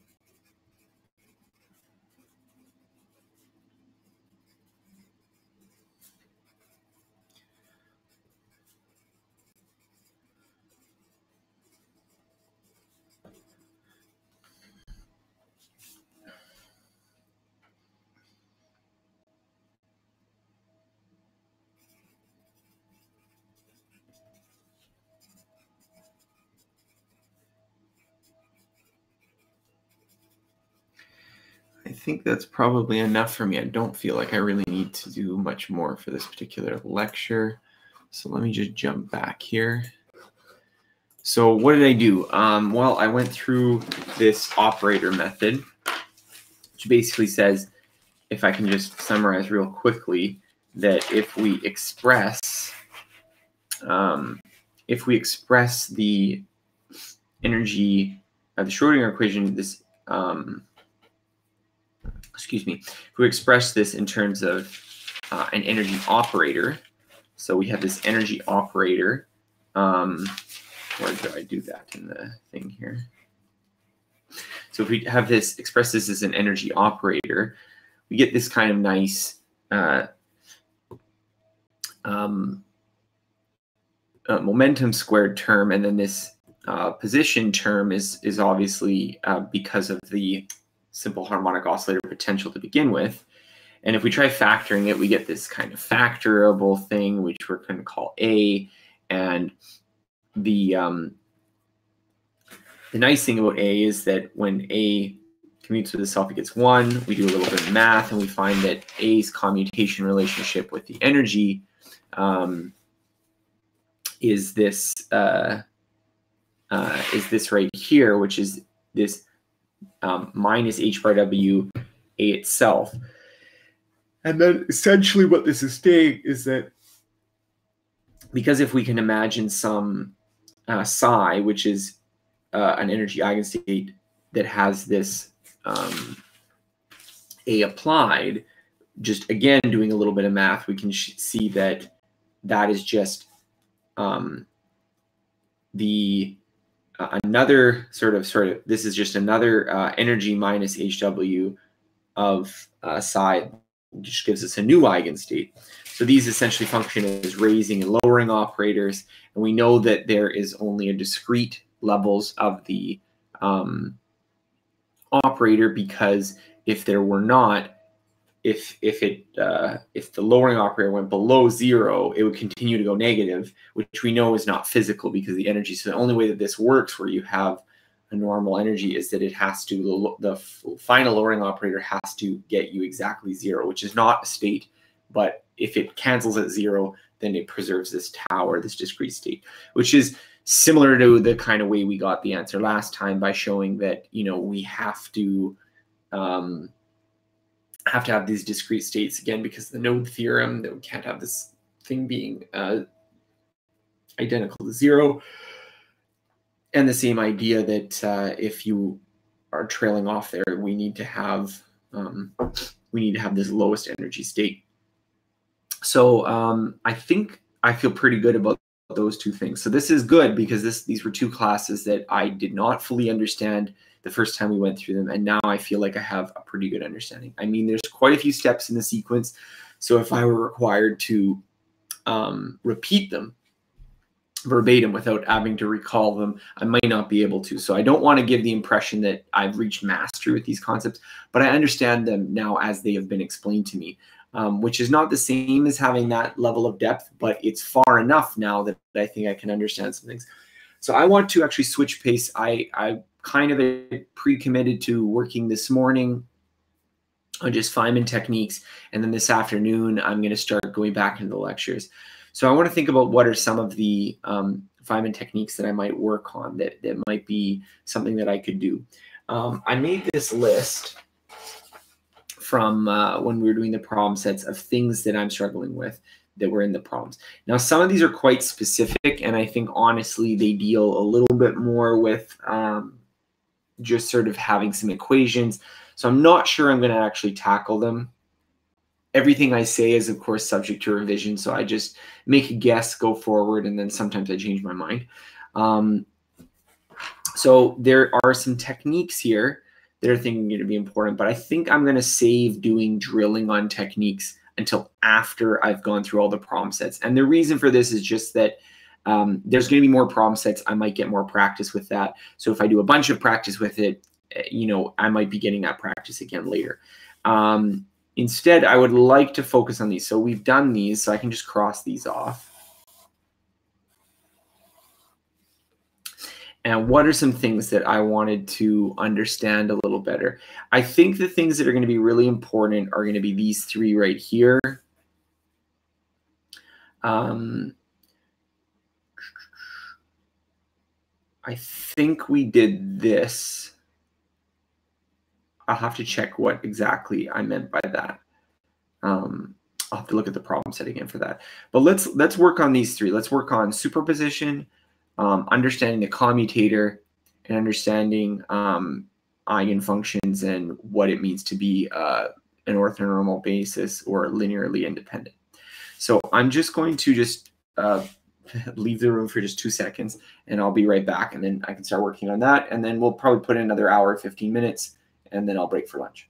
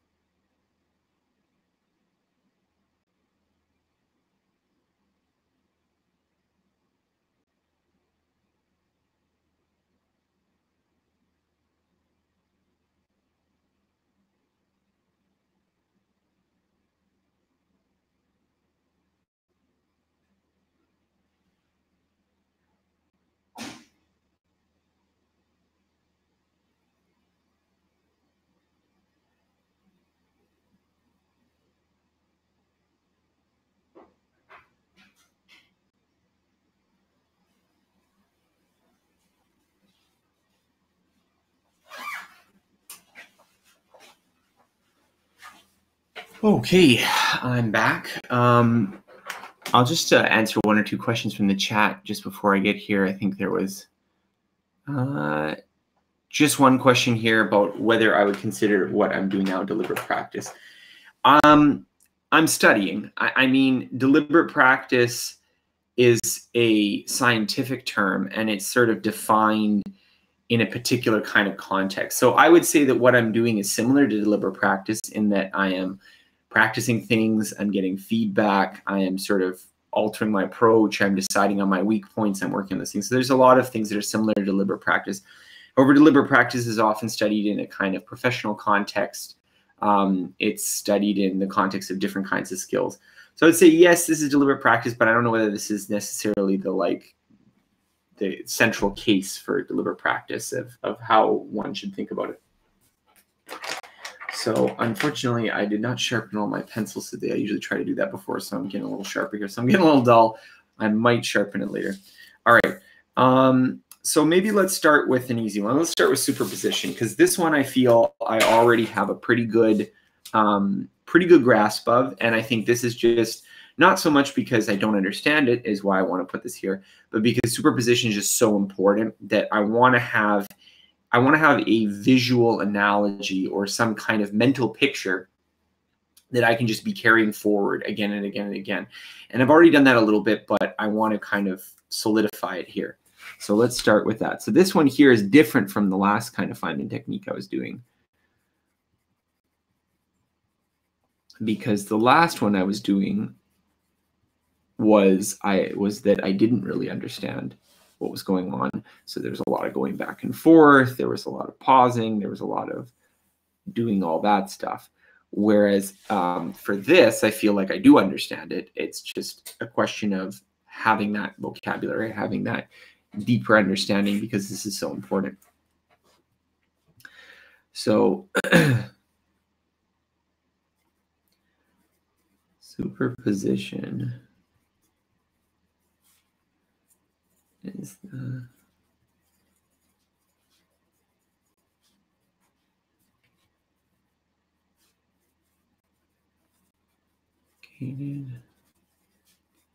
function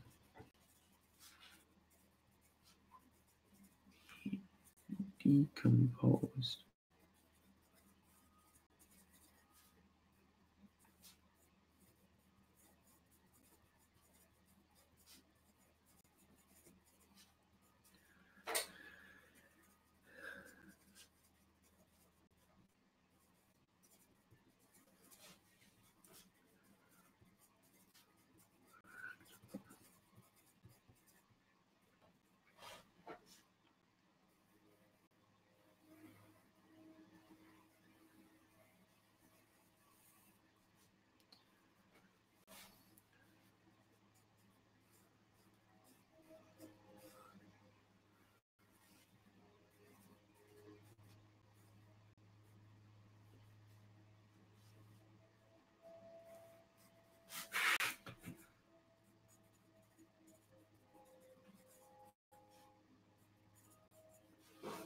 Simple.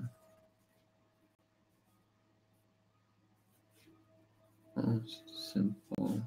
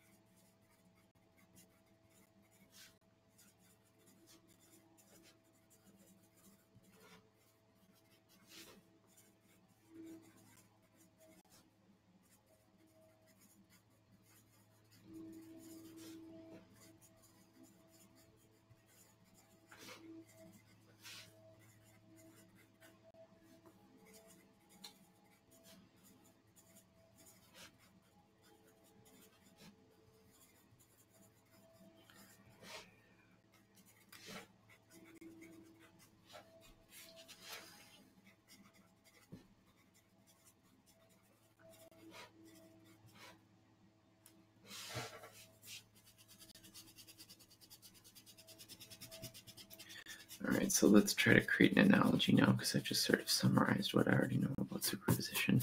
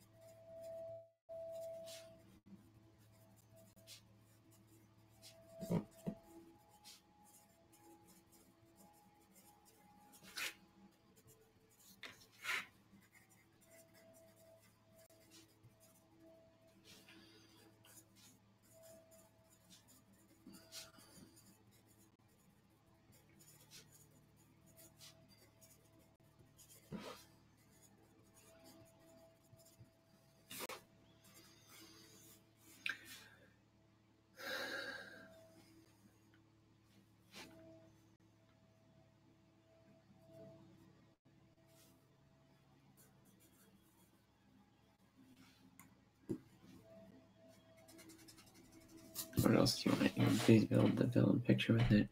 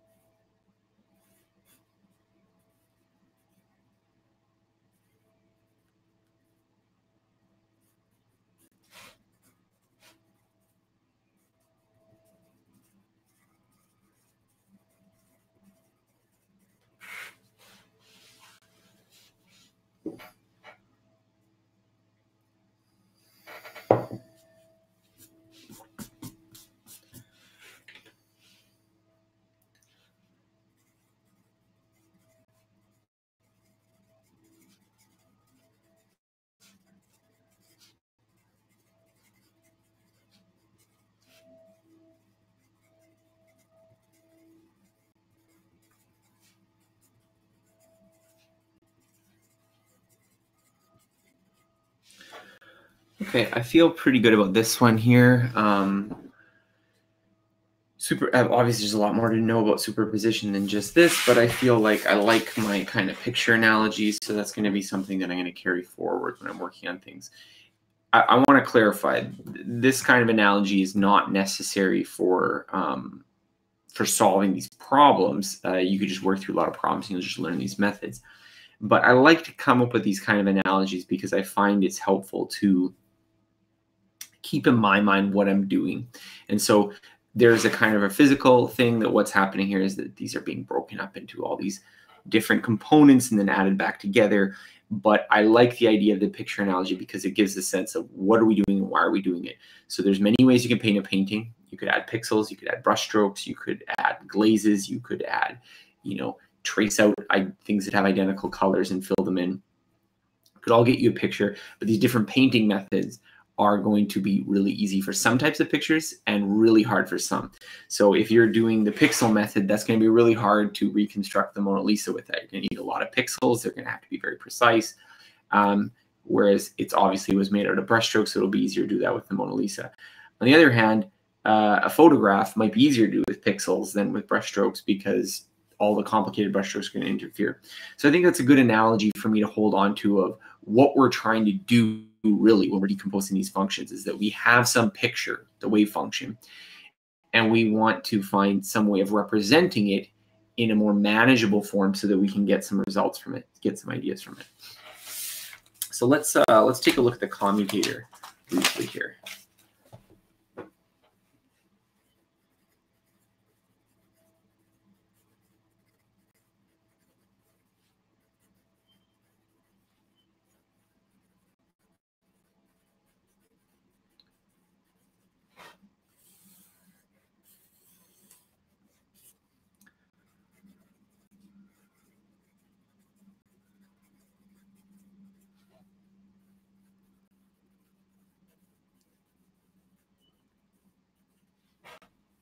I guess I should say two operators.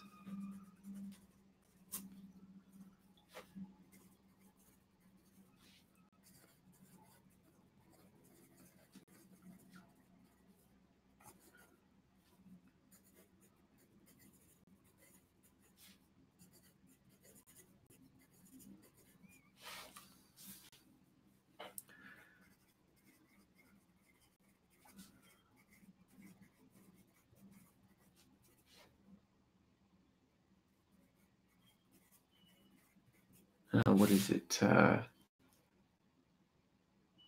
Is it commutative? Is that what you call a relationship?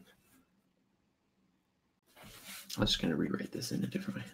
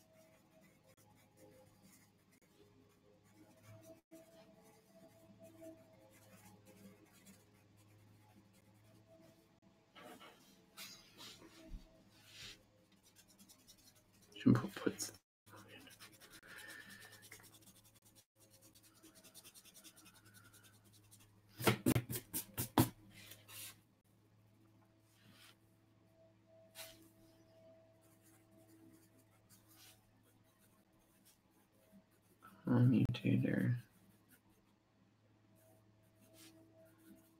means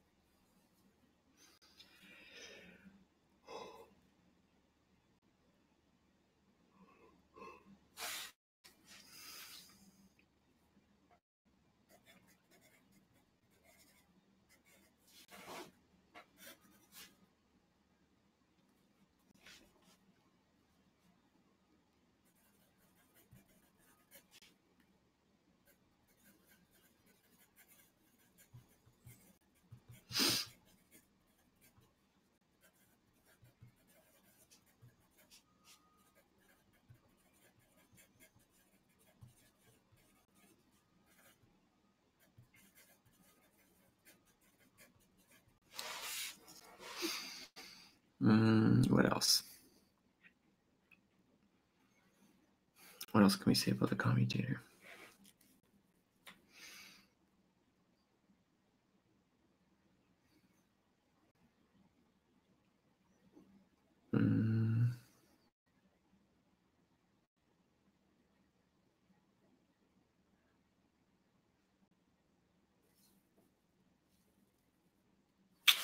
I think that's good for right now.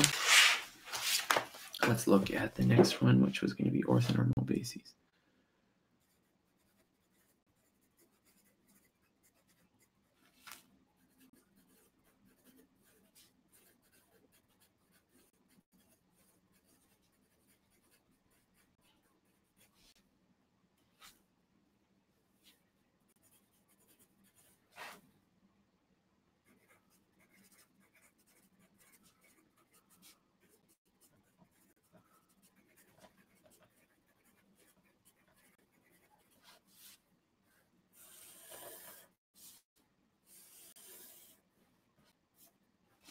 You know what I'm going to do? I'm just going to quickly sharpen these pencils because they're getting a little dull here. I'll be right back.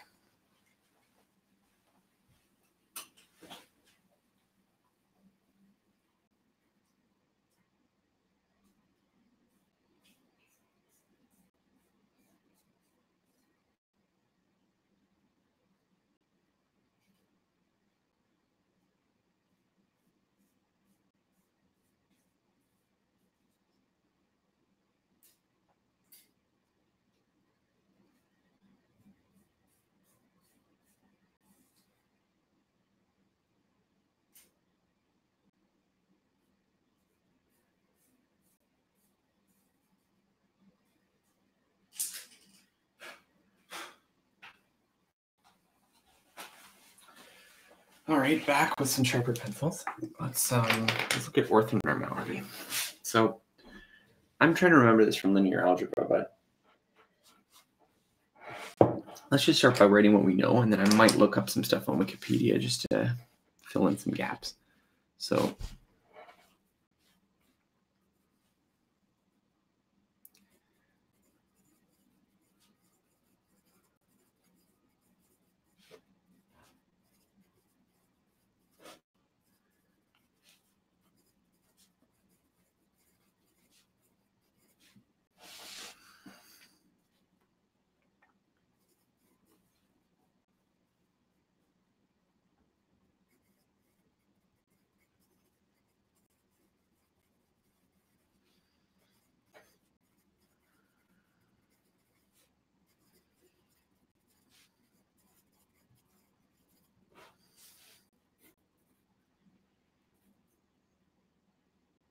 I'll call this one. Let's see.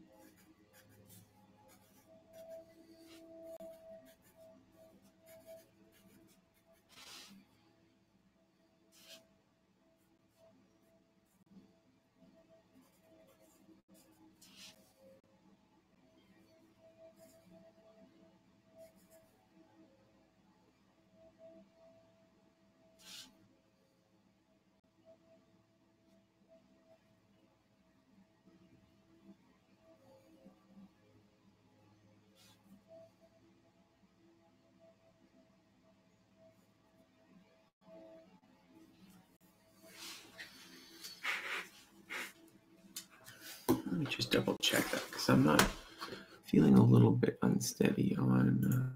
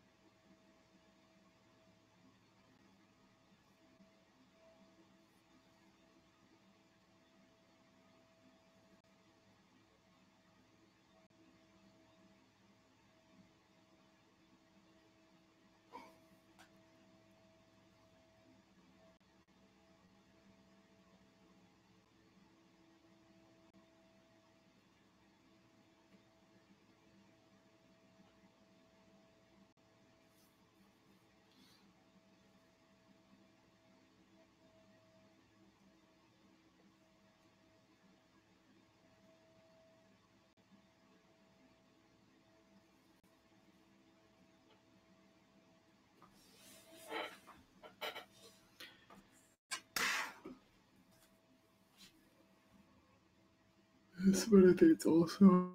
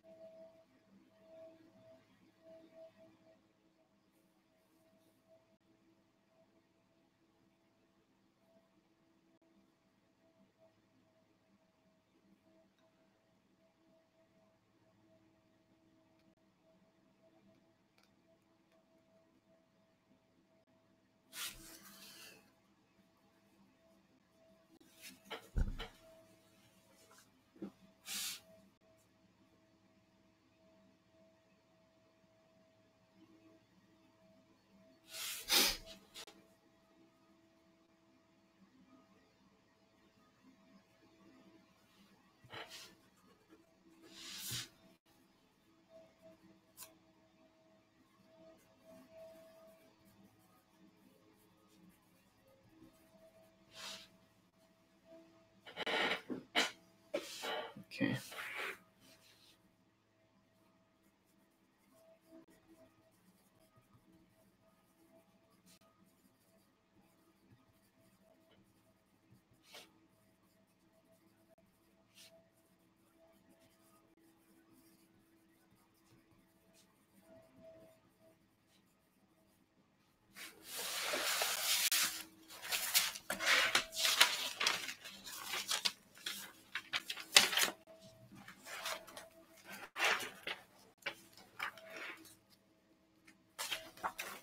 When did we do the dot plot? I think this is during the operator method.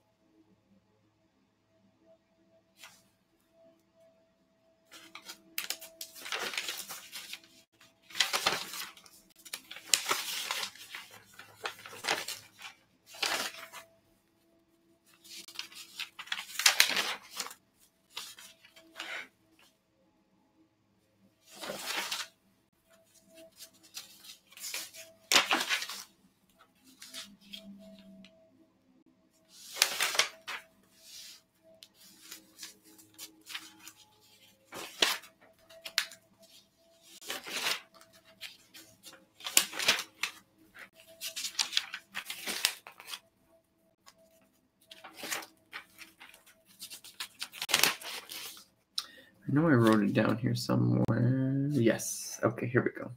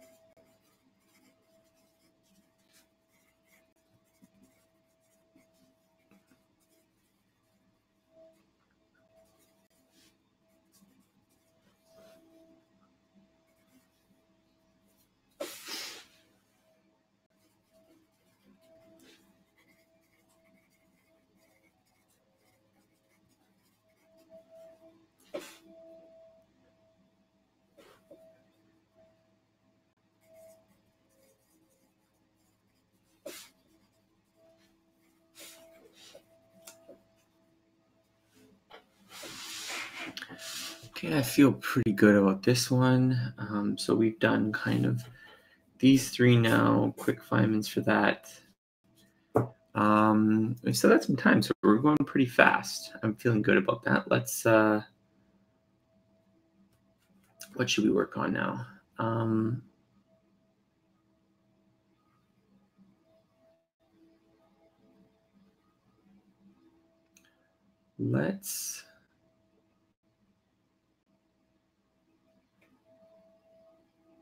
Let's talk about dimensional analysis. This is something that's very important. And it's probably something I need to practice more. So this is going to be less of a Feynman technique, let's say, than maybe just giving myself some like quiz things on dimensional analysis. But go understanding.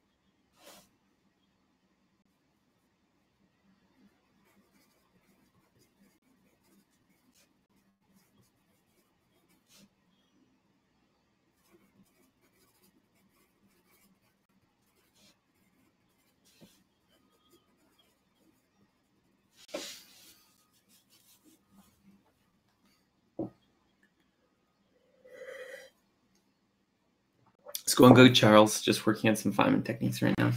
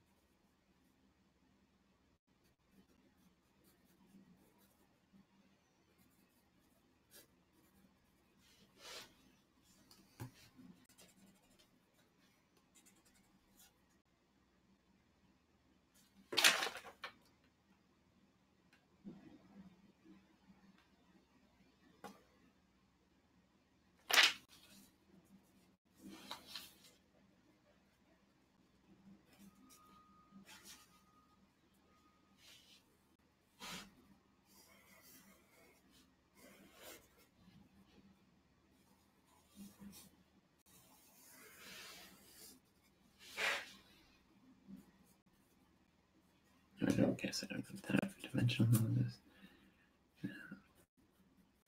Kilograms squared, get squared.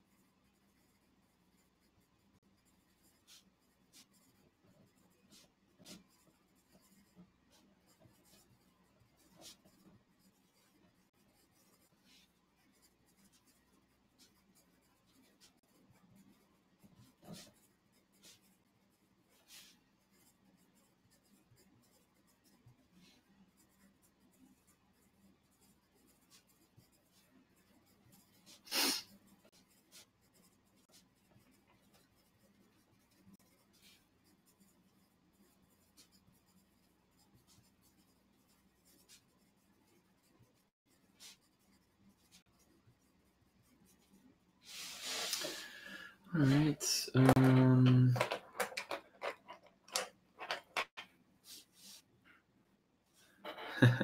Well, right now I'm jotting down from Charlie here is asking me what I'm jotting down right now. What I'm jotting down right now is an explanation of dimensional analysis. And this is important for quantum mechanics because a lot of the systems that we're dealing with are at kind of at a fundamental level. So the physical constants like Planck's constant and other things often define the system. So dimensional analysis basically means what in the units, what are the units that we're dealing with? Are we dealing with kilograms, meters, second, time? And so some of these problems, for instance, you have, let's say the Schrodinger equation, you know, that is an equation where each of these terms is an amount in energy. Oh, sorry, you can't see it. Is an amount in energy.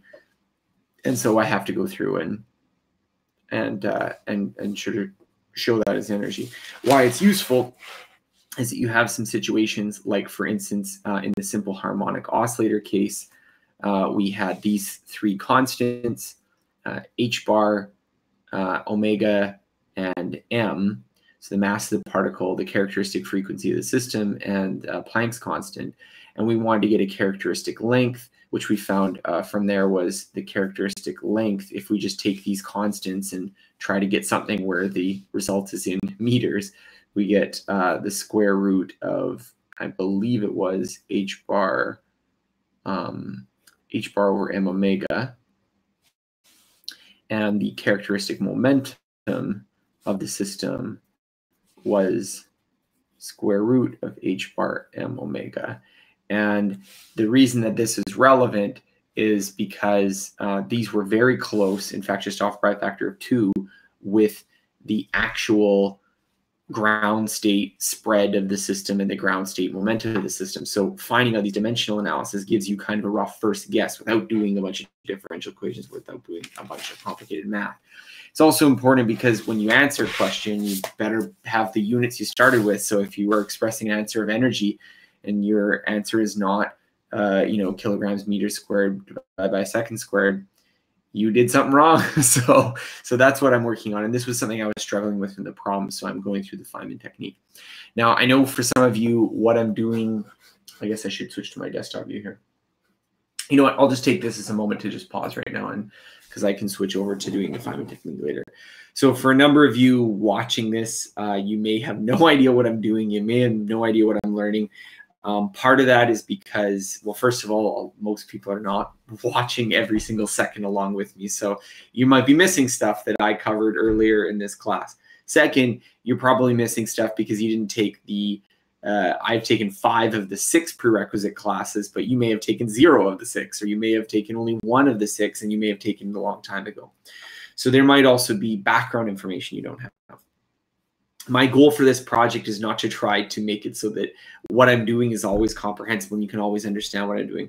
Rather, I wanted to pick a class that was hard for me so that you could analogize it to the hard classes that you have to take. So this class is hard for me. I'm struggling with the problem sets. I was getting a lot of questions wrong. I was needing lots of hints. I was needing lots of help. Now, if I go in there and I do a class that's a breeze, there's not really that much learning involved, or the learning work is pretty easy. So I can't really communicate, well, how do you handle when you don't understand things? How do you recognize, well, there's a gap in my understanding, or I need to practice this more. I need to drill down and work on these things. So that was the motivation for this project. Now, unfortunately, because I've done a lot of classes, that means that, depending on what your level you're in, it might seem like what I'm doing is just completely out of what you understand. Of course, there's probably some physics masters or advanced physics students who probably see me making a lot of mistakes that look stupid to them, that look like, well, that's obviously wrong. I've gotten a few comments from people who have clearly studied a lot of this sort of stuff and saying, well, yeah, you're not getting that right, or it's obviously this. So my point here was not to try to find the exact right level. Now, what I am thinking of doing is, because one of my goals of this was to have some intuition, is I'm thinking that originally my sort of plan was, well, I'll do it like the MIT challenge, focus on passing the final exam. I would still like to do that. I'm a little nervous about that just because I'm kind of worried I might run out of problem sets. And if I'm not super confident, a lot of the things that I've been struggling with in the problem sets, not exclusively, but a lot of them are calculative in nature. There's a few questions where I was on the right track, but I'm just a little too rusty in my integrating and my solving these equations to get the exact right answer. So there's a possibility that I might still not pass the final exam, even if I practice all month. Now, if that is the case, and if that something like that happens, one of the things I would like to have is to just solidify my intuition. So I have had this idea of also doing this kind of an alternative, well, not an alternative, but an additional kind of measurement of my intuition on this, is trying to kind of compress everything I've learned into some kind of broad, high-level ideas that I could kind of communicate in a video after. So the briefly explained quantum mechanics, I will maybe try to do that at the end of the project, or try to explain the high-level picture, if not the in-detailed mathematical proofs for why certain things are the way they are. Yeah, so I think, honestly, I'm feeling a lot better after doing some of these Feynman techniques. It can be good to switch gears sometimes. Sometimes doing problem sets, working on things that are above your ability, you can feel overwhelmed. You can feel like it's very frustrating. You're not getting the right answer. And so I don't want to say that, just retreat to doing Feynman techniques whenever you think things are too difficult, but it's good to use this approach to kind of, okay, let's go back. Let's deal with the atomic pieces. Let's deal with a chunk that's more manageable. So after the lunch break, I'm going to be back on doing the lectures. I think I have enough time to possibly finish all of them by this week. And then I'm purely in practice improvement mode for the next, the following 2 weeks, or a little more than 2 weeks. So my goal is just to work all on that. I've done some Feynman techniques. There's some more things I'd like to do. This dimensional analysis, for instance, I did a little bit of a Feynman technique for it with some, getting myself a better grasp of it. But really, this is something that requires practice. So Feynman, I might want to do some drills on dimensional analysis. Also some things for solving integrals, even just some basic derivative stuff, which I was messing up in some of these things, a little fuzzy on, some things like making sure that I apply the chain rule correctly, or making sure that I'm applying the integrating by parts correctly. So those were things I did 8 years ago. I still have some kind of fuzzy recollection of it, but I need to solidify it. And a good way to do that would just be to run through some practice questions, either from there or from somewhere else.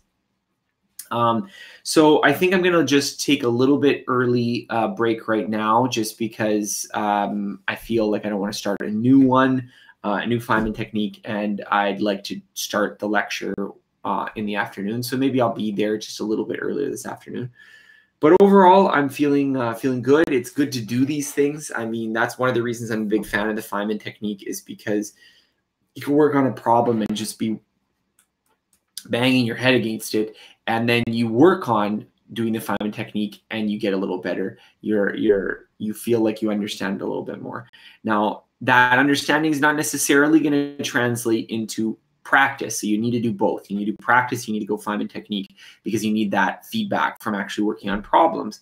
But very often something that seemed really confusing suddenly becomes a lot less confusing when you filter it through this Feynman technique and you spend the time to articulate and explain it. So it doesn't necessarily mean that you've mastered the skills of applying. It means just because I've explained dimensional analysis and I understand what dimensional analysis is, doesn't mean I'm good at dimensional analysis. Just like doing Feynman technique about riding a bicycle wouldn't make you Lance Armstrong.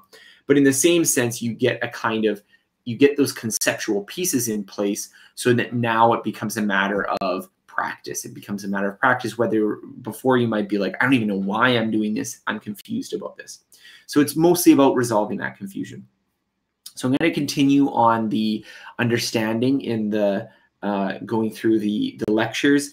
I think from my experience doing lectures 1 through 10, I don't want to say I was going through the lectures as a whole too fast, but I think I would have benefited more perhaps of when the lectures were really tough and I wasn't following them, of like stopping them and explaining it, even if it had taken a bit longer, because I did go through basically a good chunk of lecture, almost all of lecture 8 yesterday and lecture 9 again, and that's a little inefficient. I would have liked to have gotten that right the first time, and because we can pause and stop, I can do that. It's a little hard to make that judgment call before doing the practice problems, but having seen them now, I want to be a little bit more cautious. So doing these lectures, if I get to some stuff where I'm like, wait, why are you doing that? I'm going to pause, try to answer those questions so that I don't have to go back and try to find that spot in the lecture and get caught up, and that's going to waste more time. So that kind of trade-off point might mean that if these lectures are hard, I might spend a little bit longer on it.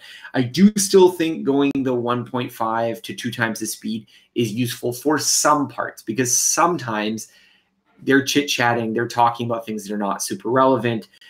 These lectures are, live recorded lectures are not maximally dense.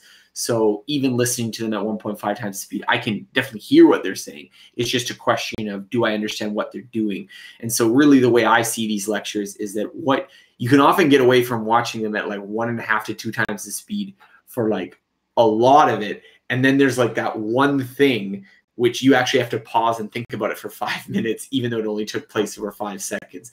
So I don't want to give the impression that I think just watching everything at a blanket 1.5 times the speed is always better. Rather, what I want to try to articulate is that controlling the speed is often very valuable, because there's going to be some stuff that you're like, yep, yep, yep. And there's going to be, wait, what? And you're going to have to pause it. And so that's really, I chose a class that was difficult, and this is a difficult class, and I'm doing that kind of thing. So feeling good after doing these Feynman techniques, feeling like, all right, I'm going to handle this after getting beat up a little bit from the problem sets earlier.